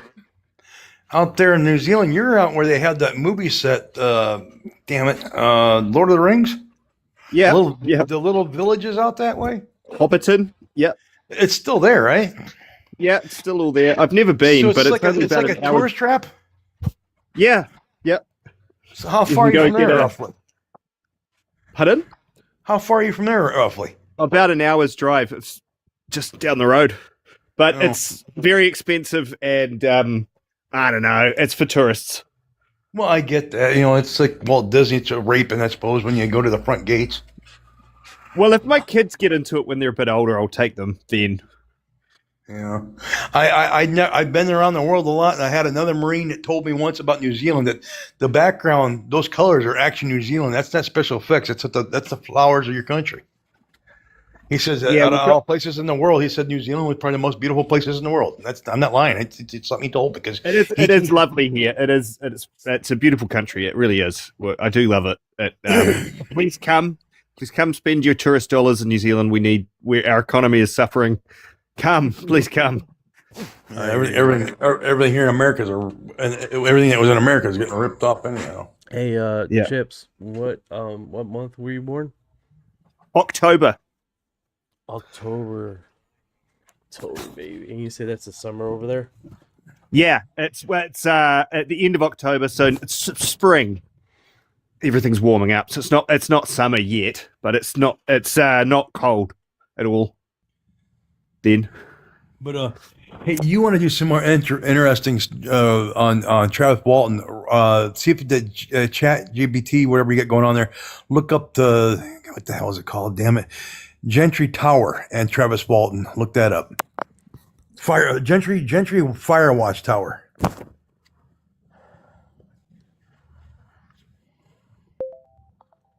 Hey, what's going on with the Gentry Firewall Tower? Firewatch. And Travis Walton. It's like not responding. You may start speaking. I am speaking, but nothing's happening. Orion, what are you up to? You silly Billy? I think he like officially said, "Fuck it." We do it one more time. Hello. Use the words that God gave you, Orion. Hey, I'm here. What's on your mind? Travis Walton case. What is it called? Firewall. Fire watchtower. You know, when you have a fire. Fire in the sky. Fire watchtower. You're thinking of the Gentry Fire Lookout Tower. Skeptics like Robert Schieffer argue the crew used it for the hoax. Travis walked toward its lights, an accomplice hit him with the spotlight. Then they hid him there for 5 days. Walton calls it ridiculous, saying the tower was nearly 4 miles away behind a hill, and the lookout would have been off duty by 5 days. So it's ridiculous. Because it happened at two different places. The place where you're talking about the regrowth. Walton says the tower was nearly 4 miles away behind a hill, with the lookout off duty by 5, so the spotlight theory doesn't hold up for him. But Schieffer and others still push it as the most plausible explanation for a hoax that let the crew dodge a contract penalty. The So polygraphs basically, that falls on its ass then. That theory that No, I don't. That's the whole thing. That's the whole key That's of the story. main hoax theory skeptics push. It fits the crew's logging contract deadline and the sudden alien story that got them out of trouble. Walton's team still calls the distance and timing impossible. Timing and distance impossible. It's And only they get 4 off miles at- away. And they're what time does he get off at 5? And this happened past 5. It was way past 5. There was like getting Incident the hit sun around going on. 6:15 p.m. on November 5th, 1975, after sunset, so it was already dark. The crew had wrapped work and were driving out when they saw the glow. Walton says the tower was nearly 4 miles away behind a hill, and any lookout would have been off duty by 5, so a spotlight from there doesn't line up with the timing or location they describe. There you go. Then it doesn't pass the mustard test. Real, it does because Travis Walton claims distance that. and timing do punch a hole in What the does spotlight Travis from the Walton claims? This is skeptics. What does Travis Walton claims? He says it don't work. No, Travis claimed- they're not. It's not this Travis Walton claiming this. The timeline doesn't match up. The shift of the tower being operated doesn't line up. It doesn't line They're up. already gone. He's there at 6:15. That's exactly They're what gone Travis by 5. Walton says. The tower was 4 miles away behind a hill, and the lookout would have been off duty by 5, but the sighting happened after 6:15, so the spotlight theory falls apart for him. So the timing still doesn't match up. Who was doing the shifts on the tower? Was it a separate logging company or something? That tower was vacant the whole time. This is what he It was stated. a U.S. Forest Service tower, not run by the logging crew. Lookouts were typically on duty during daylight fire risk hours and off by evening, which lines up with Walton's point that no one would have been up there with a spotlight after Okay, 6:15. that being said, what does the U.S. Forest Service tower on their website says their operation hours during, I believe, 1975? It was vacant for months. The U.S. Forest Service site for Gentry Lookout doesn't list 1975 hours, but the pattern across Apache Sitgreaves towers is clear. They typically ran from around 8 or 9 a.m. until 4:30 or 7-8 p.m. during fire season. Daylight hours only, since fires rarely start or spread at night. By 6:15 p.m. in November, the lookout would have been long gone. Okay, so that being said, was that fire season? November's late in the season for the high country around there. The real fire risk peaks with lightning in June through September, so by early November the towers were usually shut down for the year. That fits Walton's point that no lookout would have been on duty with a spotlight at 6:15. So could it be used for a hangout area? The stay? That's the whole point. The tower had a live-in cab with a generator and catwalk, so in theory someone could hole up there if it was unlocked and stocked. But in November 1975, well after fire season, it was almost certainly closed and empty, with no official presence. Skeptics still say the crew could have used it as a hiding spot anyway, though Walton's side points out the rough access and lack of supplies would have made 5 days there pretty miserable. Let's say That's where his mother was cooking for him, and his brother was bringing supplies. Where does the food... Have you ever been out in that area? There's like a whole bunch. There's like 25 of them had towers. A generator and basic living space, but no food or water stocked after fire season ended. Walton's side points out he'd have been severely dehydrated and hypothermic after 5 days with nothing, exactly how he was found. Skeptics say the crew... His brother was talking. Give me a chance here. Okay, go ahead. The food. The parents sending him food. How does this? How do they come to that determination that his parents were giving him food? No, his mom was cooking. His brother was delivering. Skeptics point to the urine test showing no ketones.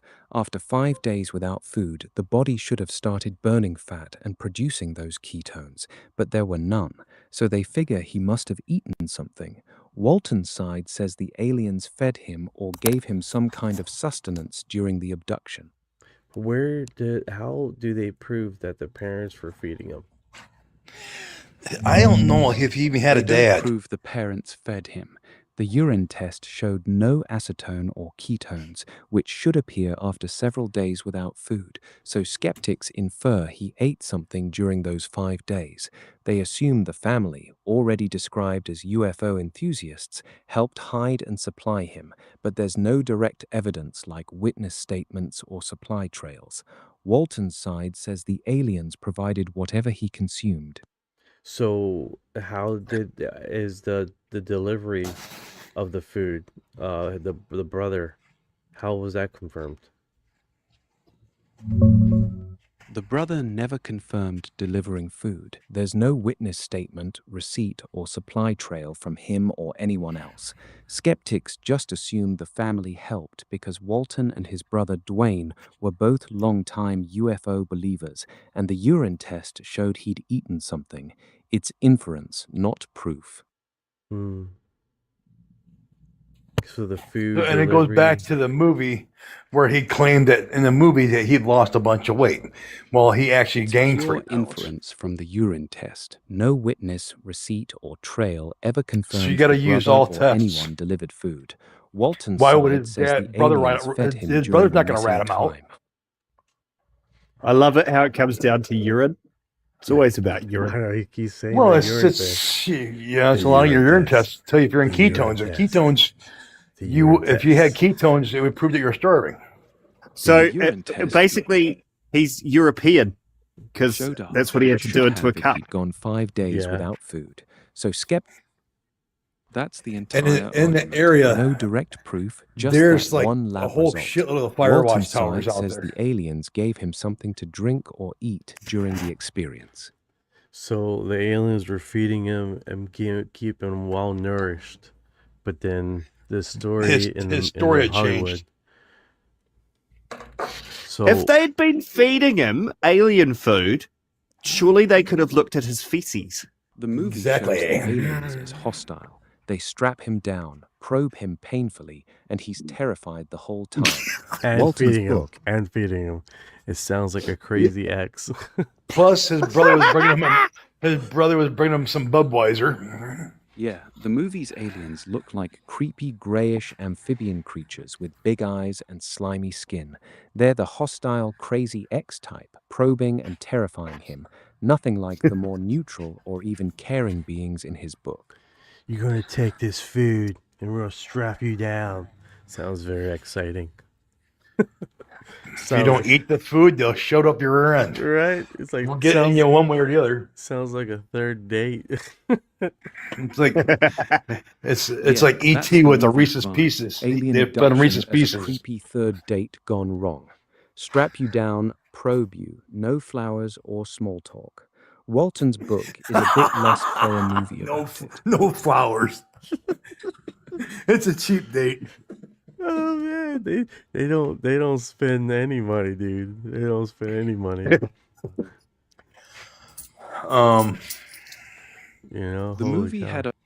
What's up with the movie? Oh yeah, that would have been interesting here with the. It made about 20 million on a 15 million budget, so it broke even but wasn't a huge hit. Critics were mixed, 52% on Rotten Tomatoes, but the spaceship scenes still get praised as genuinely creepy. Walton himself hated how they turned his experience into a horror show. Oh, another interesting fact. You know the same guy that was a T-1000 in Terminator? He was actually in the movie. Patrick, what's his last name? Stewart? Or I forget his last name. No, that's Star Trek. I'm sorry. That's Jean-Luc Picard. No, I know Pat, but no, this actor's name is Patrick too. But he was in Terminator 2, the T-1000. He's in that movie, Fire in the Sky. Cool. That's one of his first movies, I think. But you know, one of his not the first movie, but one of his first.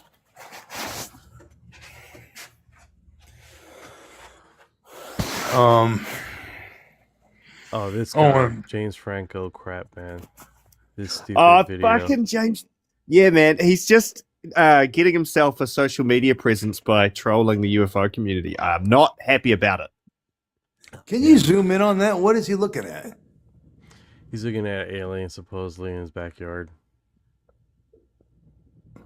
What am I looking at? His computer? Yeah. Yeah. It's the That's a shame. lamest bloody thing I've ever seen in my life. Ever. Okay, now I can see it. All right. He's in trouble with all the women he's been diddling. Oh yeah. That he was in that little acting class thing for about romance shit, and then the girls were supposed to get undressed. Yep. He groomed them, didn't take advantage. He's a creepy son. I always liked him though as an actor. I gotta say I did, and now he's a creeper. It's what happens to some people when they get rich and powerful, isn't it? Is they just turn into complete assholes. Well, it's not just that. It's how, like, take that one guy that had that movie Rust. He shot the girl, and he didn't get any jail time. And then O.J. Simpson, he didn't get shit. It's like if you're Hollywood elite, you don't get touched. So Alec true. Baldwin, he got slammed for his eulogy to Sam Neill because they were in Hunt for the Red October together, and he spends 2 minutes talking about all of the other people in the movie. Doesn't talk about Sam Neill at all. Oh wow. Hey, UFO Anatomy is in the house. I mean Annie. UFO and Annie. She gets so pissed. Is that alien actually looks like it's wearing a street jacket? What the hell's that? Thank you for your heart. For the love. Let's dance. Thank you. Thank you. Thank you. What the hell is that? Thank you for her heart. Thank you. They're little aliens. That Yeah, love we've got to you. humanize these aliens. Like, everyone thinks they're scary. Actually, they're very nice and they're made of paper mache. Well, to me, it looks like it's wearing a street jacket, don't it? Like it's an alien trying to leave a mental institution. Like Thank you for your heart. No, that's a naked alien, brother. No, it looks like it's wearing a straight jacket to me. That's not a regular alien. This guy. Yeah, he's that one. Yeah, he's looks like he's wrapped up in something, like a hot pocket. That's James Franco after he's been on the glass barbecue, munging around with a stupid alien face thingy on his head. Is Franco in the Colombian Bam Bam or what?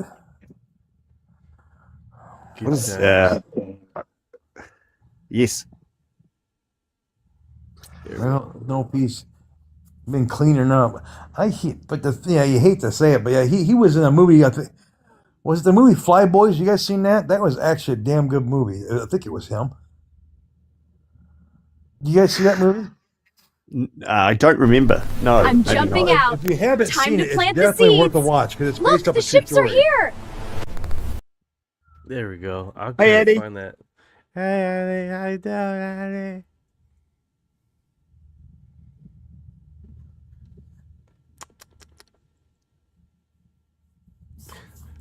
This doesn't come up. early. Yes, it is 4:20. It is early. Gotta get that puff puff and pass, brother.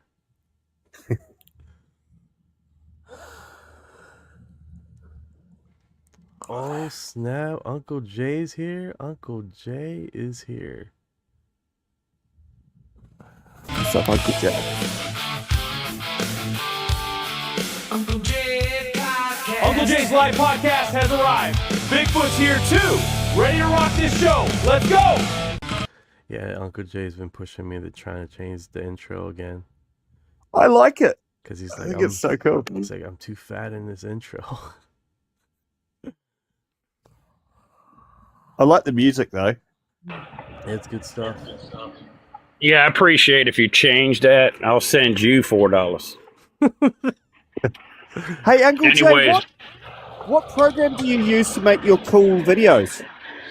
Oh, it's TikTok live. You know, all you got to do is when you go hit that plus sign to post a video, look to the right before you post it. Just hit the plus sign. All you got to do, don't even worry about it. Just hit post sign or plus sign. And to your right, you'll see 2.0 live, or you'll see two little round circles to the right. Okay. Hit that, do a selfie photo, and then you can start generating it. I made one with the firmament, but the AI won't say God or whatever. Oh yeah. I just posted that today, so hopefully y'all like it. And they're very funny. I like them. Oh yeah, man. And like I said, if you get it, we try to add you followers into the videos. So you guys are a part of the family. Knight knows he's in them. He does the same thing. And it helps us all grow, man. You know what I'm saying? And get all your guys' information out to the world, because we just don't do UFOs. We do all that. You know that. Yep. Yeah, I was looking at my Or at least stats. I do on my lives. But good to see all you guys. I don't want to ruin Knight's live. I'm going to mute up. Oh, no worries, man. No worries. I've been trying to be on topic, but it has been taken off the rails by this Travis Walton situation very badly. But Yeah, this guy here, man, James Franco. I'd like to interview him, but I doubt he'll come, because I don't know if this is a movie skit or he's for real or what. And that I wanted to, just interview him, let the public ask him a few questions. I got people trying to get him for coconuts. Well, I'm trying to get people to get him in, and they follow him, but it's going to be probably an impossible task. It'd be good if you got him, though.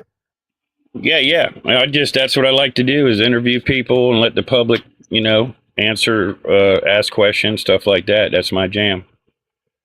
Like Annie, right? She'll do UFO stuff. That's what she does. I like interviewing. We just have our own styles.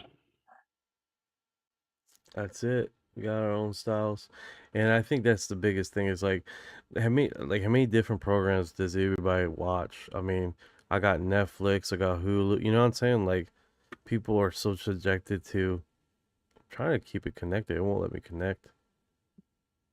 Like, it's fighting me here. I wonder if it's because I'm logged into a different account. Let me do this. So what do you got on this James Franco night? Basically, we have I don't know if he's still up here. He's a skeptic on was it James Franco? Yeah, he just keeps on bringing up stupid. James Franco just keeps on bringing up some stupid stuff, trying to make a following with this fake crap. It's so obvious. Know what? Well, wanted to cover up his fucking bullshit with all the girls and change subjects. I think so. Rebranding, eh? Yeah, I don't know, man. People are gonna remember that one, right, guys? He got me going. He got me going over that shed in his backyard, because we had a follower, CJ, said she seen something in the shed. So that's what stopped me and got me interested, because we had a follower with some kind of thing in the shed like that, right? And then he said shed, so I just paid attention a minute. But then I don't know, man. Like you guys said, it could be a movie thing. It can be anything. I was trying to find him to interview him. Like I said, if it's something he's doing, he ain't going to take the interview. You know what I mean? Well, shit, a lot of them guys want to get paid. They won't show, like, Neil deGrasse Tyson ain't going to show up to some place. That's how he makes his money. Yeah, we're smaller creators. We ain't about the money, but like if they're honest, they'll come and they'll do that. At least I would. I forget the one that's his brother's a UFC fighter, and they just had Neil deGrasse Tyson on there not too long ago. They were talking about aliens. Damn it, is Paul? Shit, what the hell's his name? He's involved with that damn Prime drink and that shit and that black wrapper that they sell some. It's like a Lunchable type thing. Sorry, go ahead. Logan Paul. I think it's Logan Paul, or his brother's the UFC fighter, right? Logan Paul's the guy who did the interviews. Yeah. Yeah, you're right, bro. Yeah, you're right. Go ahead.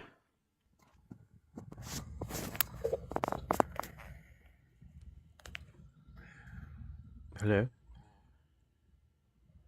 Hello. I'm here. I don't know who you want to talk to. I'm sorry. Oh, you. You.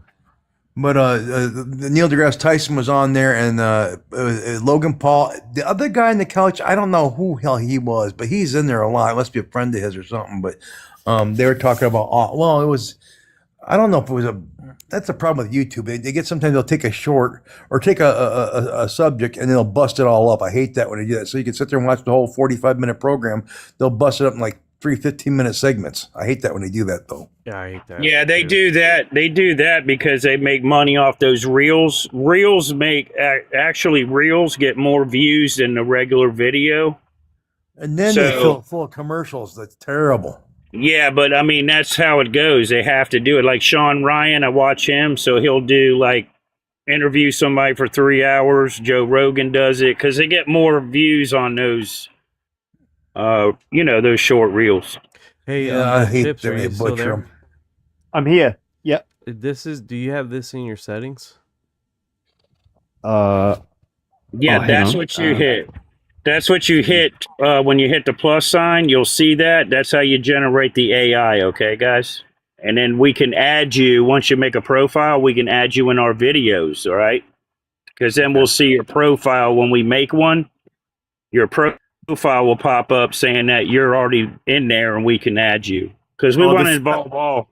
Unfortunately, the screen's frozen for me, but I'll have a little tinker around and see if I can figure it out, because I really would love to do that myself. It's pretty cool what you're doing. Yeah. And I love adding you guys to the videos because, like I said, I know a lot of people don't like that AI, but I believe it'll help us all grow too, because some of them, man, if you add it, like I did a firmament one this morning.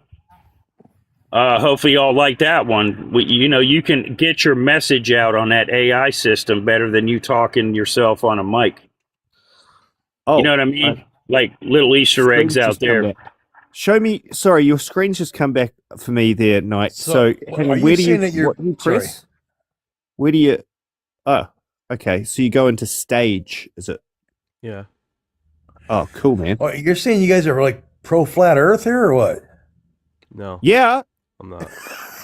No. Listen, man, people believe in, don't go into that subject because people unfollow each other. So just relax. Yeah. You know what I mean? Everybody brings that shit up. Like if I think it's a globe? Don't hang on a second. Listen, calm down, dude. I'm just saying, man. Once I say it's flat, you say it's round, and you know what? Let's just chill. It's obviously a globe, right? Like we live in the universe. Well, it's obviously flat. See what I'm saying? So now, okay. See how I start shit? I can start shit, right? now. I'm just kidding. I love you, brother. I love you, brother. Yeah. Love you too. Funny. It is a horrific part of humanity that we are arguing about the shape of the planet in 2026. Yeah, Knight thinks Fruit Loops are all organic. It blows my mind, man.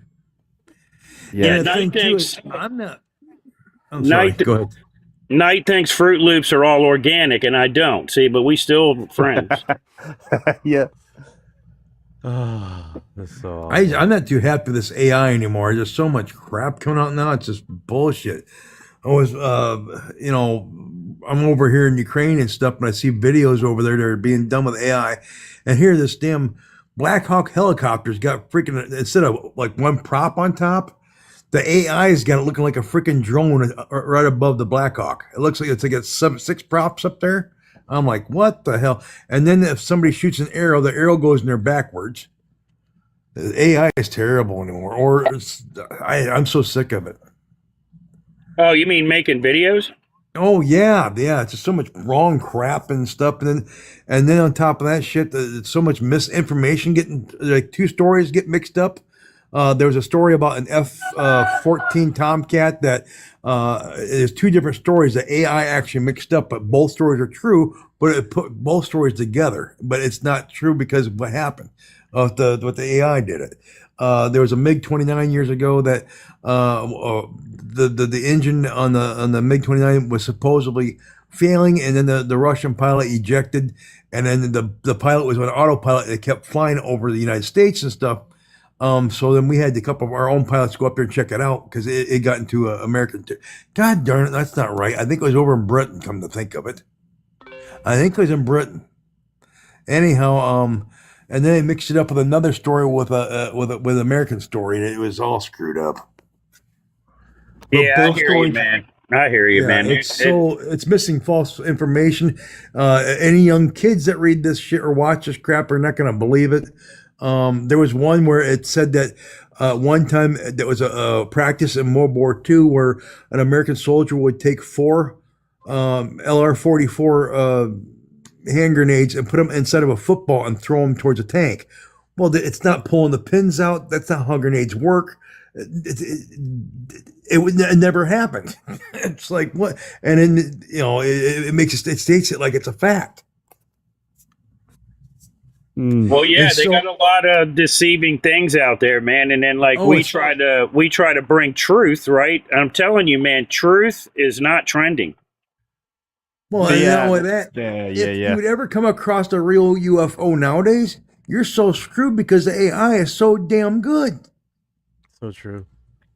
Yeah, it is, man. I'm pumping out videos, right? Like the firmament, right? I believe we can't get through it. So I got to throw it through AI. They won't mention Jesus. They don't do any of that, right? So I have to do Easter eggs.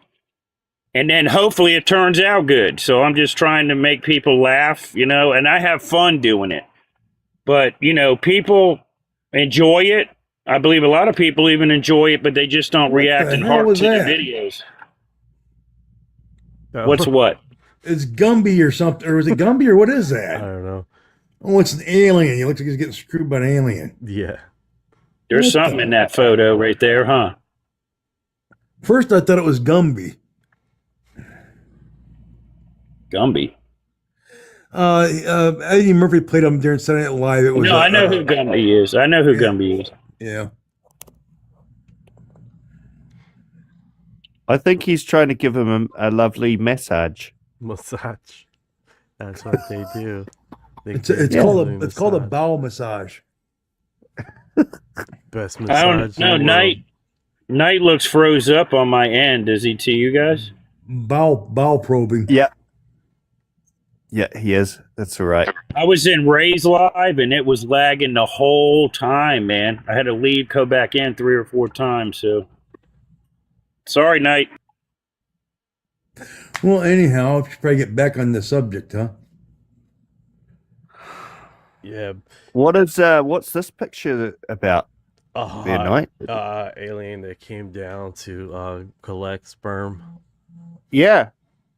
I would give it a shot, I guess, probably.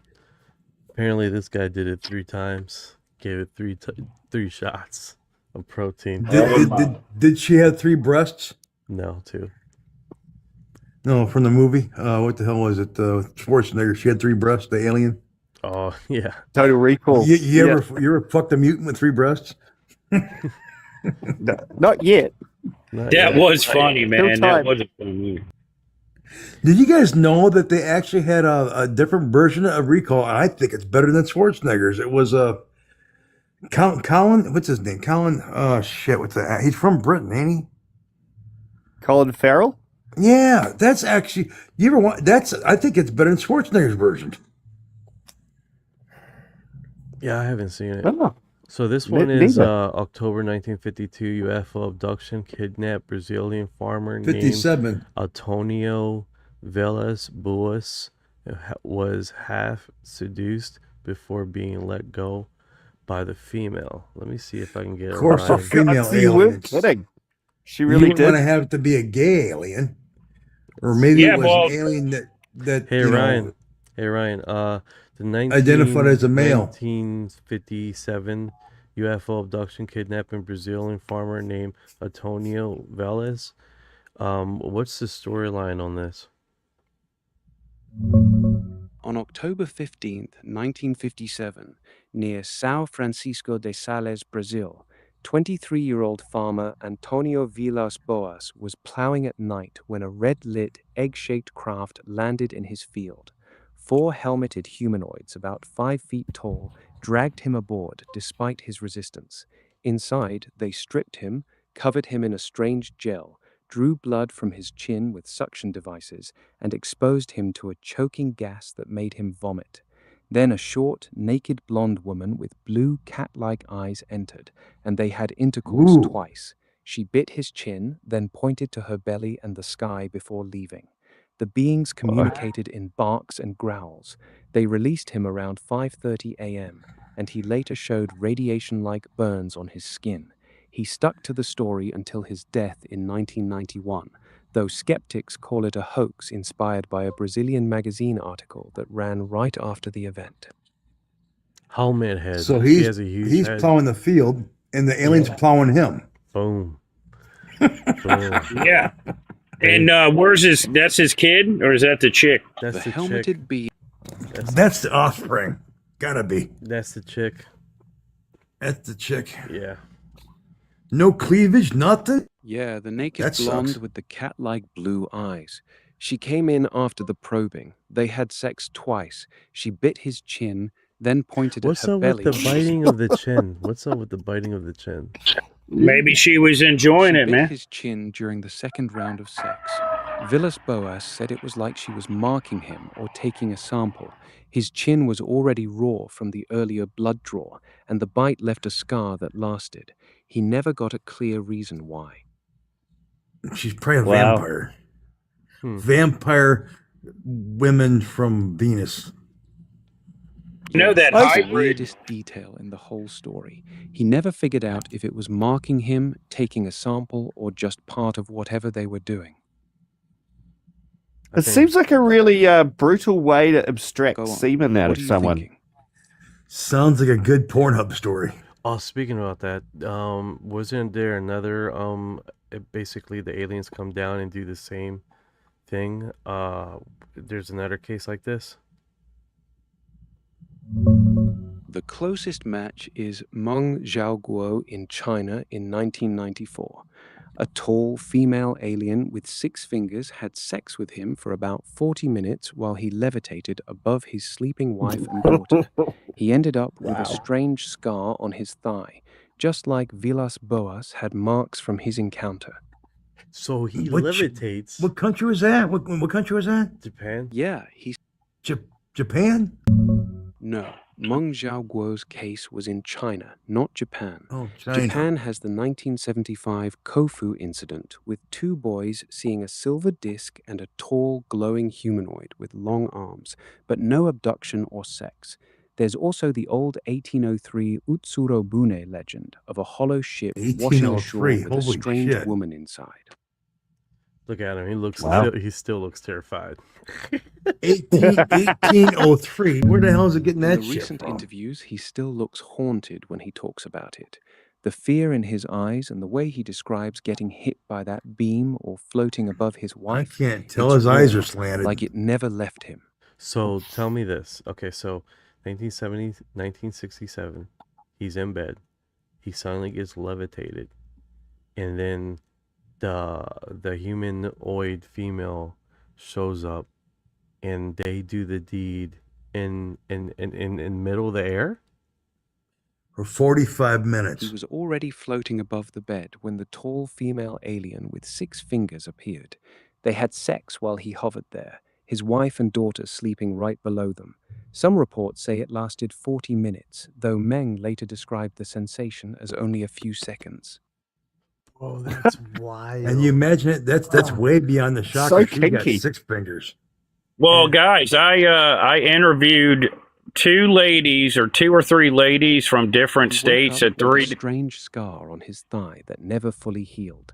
The story spread in Chinese UFO circles Okay. and still gets cited as one of the wildest abduction cases on record. What year was that? 1967. Oh, 67. Okay. You hear me, Knight? What's going on? What's going on, Cool J? I said I interviewed 2 or 3 ladies from different states, different times on our podcast, and they said that they have children up there and they've been abducted, told their whole stories. Everybody didn't believe them. Some did. But now that I'm seeing this case here, maybe, these stories are starting to become true. You know what I'm saying? Because they said they had children. They seen their own kids. And that was like 2 of them, I believe. One didn't. She just said that they got her pregnant on Earth. And then they came back and took it or something, she said. Yeah, Weird. A lot of those accounts, man. I think we need to talk about that because people are under the deception that this doesn't happen anymore. As it's simply not true. It's still going on. Yeah, I just wanted to mention that. Yeah, this is pretty cool. So you're Here's the scar. They go to term, and then they come back and get the baby. Whoa. Hi, B. How you doing, sweetie? I pumped a new video out with Woken in it, and Ray, hope you enjoy. What are we looking at there? That is scars. The scars after the counter. Yeah, his leg. Yeah, but I can't tell. Is that his leg? Yes. Okay, all right. She just scratched him, dude, during the you know what I'm saying? It looks like surgery. Does a bit. It does. It's a crazy story. Yeah, that's a the biting of the chin, dude. If she's had sex with him, maybe she bit his chin, and you know what I'm talking about? Like hanky, panky, kinky. 10-4. Vampire aliens from Venus. It's on Pornhub. 10-4 over. Roger. 10-4. Yeah, it's definitely would like to talk more about these alien stories, man. That's the biggest thing. But it seems like the ones that come mainstream is the sex scenarios. I believe a lot of people are going, maybe had that experience since, I had 3. I interviewed ladies. Now we got a guy that, you know what I'm saying? And then, people are probably that happened to, they're probably traumatized. So it's going to be hard for us to get more people to, you know what I mean? Tell their story. I was in one of these UFO rooms, and this guy was just vulgar as hell. And then he got his story. He's talking about he's getting probed at the butt, but he was talking like hardcore. It was bad. Well, he was probably what do you call it? Gaslighting, or what do you call? I forget what's the terminology you guys use. Well, yeah, you're going to get people very that disrespectful on purpose. Yeah, you're going to get people that are going to tell lies. Like, we try to find truth, but we catch the lies. And believe it or not, I can really tell. But then the followers, right, like they'll say, oh, there's no such thing as abductions, right? But then when I interview 3 different women from 3 different states, what 3 was that? different, huh? No, I'd seen a picture of a cage, but I got a little delay here. I didn't know what I was looking at. Cage. Well, a black box or something he was on there. I don't know if there was something inside there or what was story was on that one. This. Yeah, what is that? What is that? Oh, there's a guy inside of it. Okay, I didn't see his head out the top. A man convicted of murder in prison in Wudang cage and straight in China. He will be left to die of thirst and starvation exposure to circa 1930. Wow. Wow, that's mean as hell. Yeah, that sucks. Yeah. Long History before, was a different place, wasn't it? Well, did you guys watch that? It was like a Mythbusters one on Chinese, I don't know, Chinese Oriental torture. I don't know which country it was, but where they put the bodies above the bamboo and let the bamboo grow through you. That's crazy. Oh, that's horrendous. All right, guys, I'm gonna take off here. If you guys And hey, for Hey, before you leave tonight, man, you know, a lot of people are talking about this, a lot of hybrid stories too. So they might be onto this case. You know, maybe they took a lot more, because that hybrid thing people are starting to really talk about. Oh yeah, it's a big thing. Definitely. All right, guys. Thank you for being up on the live. Let's see if we can continue this. But hopefully we can stay on the topic a lot better. All right, thank you, Knight, man. Thank you for pulling me up, brother. See you guys. All right, take care. Okay. Much love, Knight.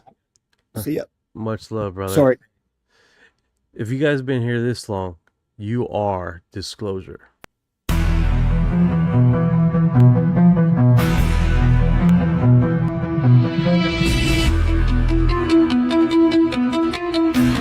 What you know about rolling with the graves and the fleet? When your mind goes blank, got abducted in your sleep. When your humans talk too much, reptilians take a seat. Yeah, yeah. I feel like a hybrid in the deep. What you know about flying in a plasma stream? When your brain gets zapped, it's the cosmic beam. When the humanoids show up, everything gets serene.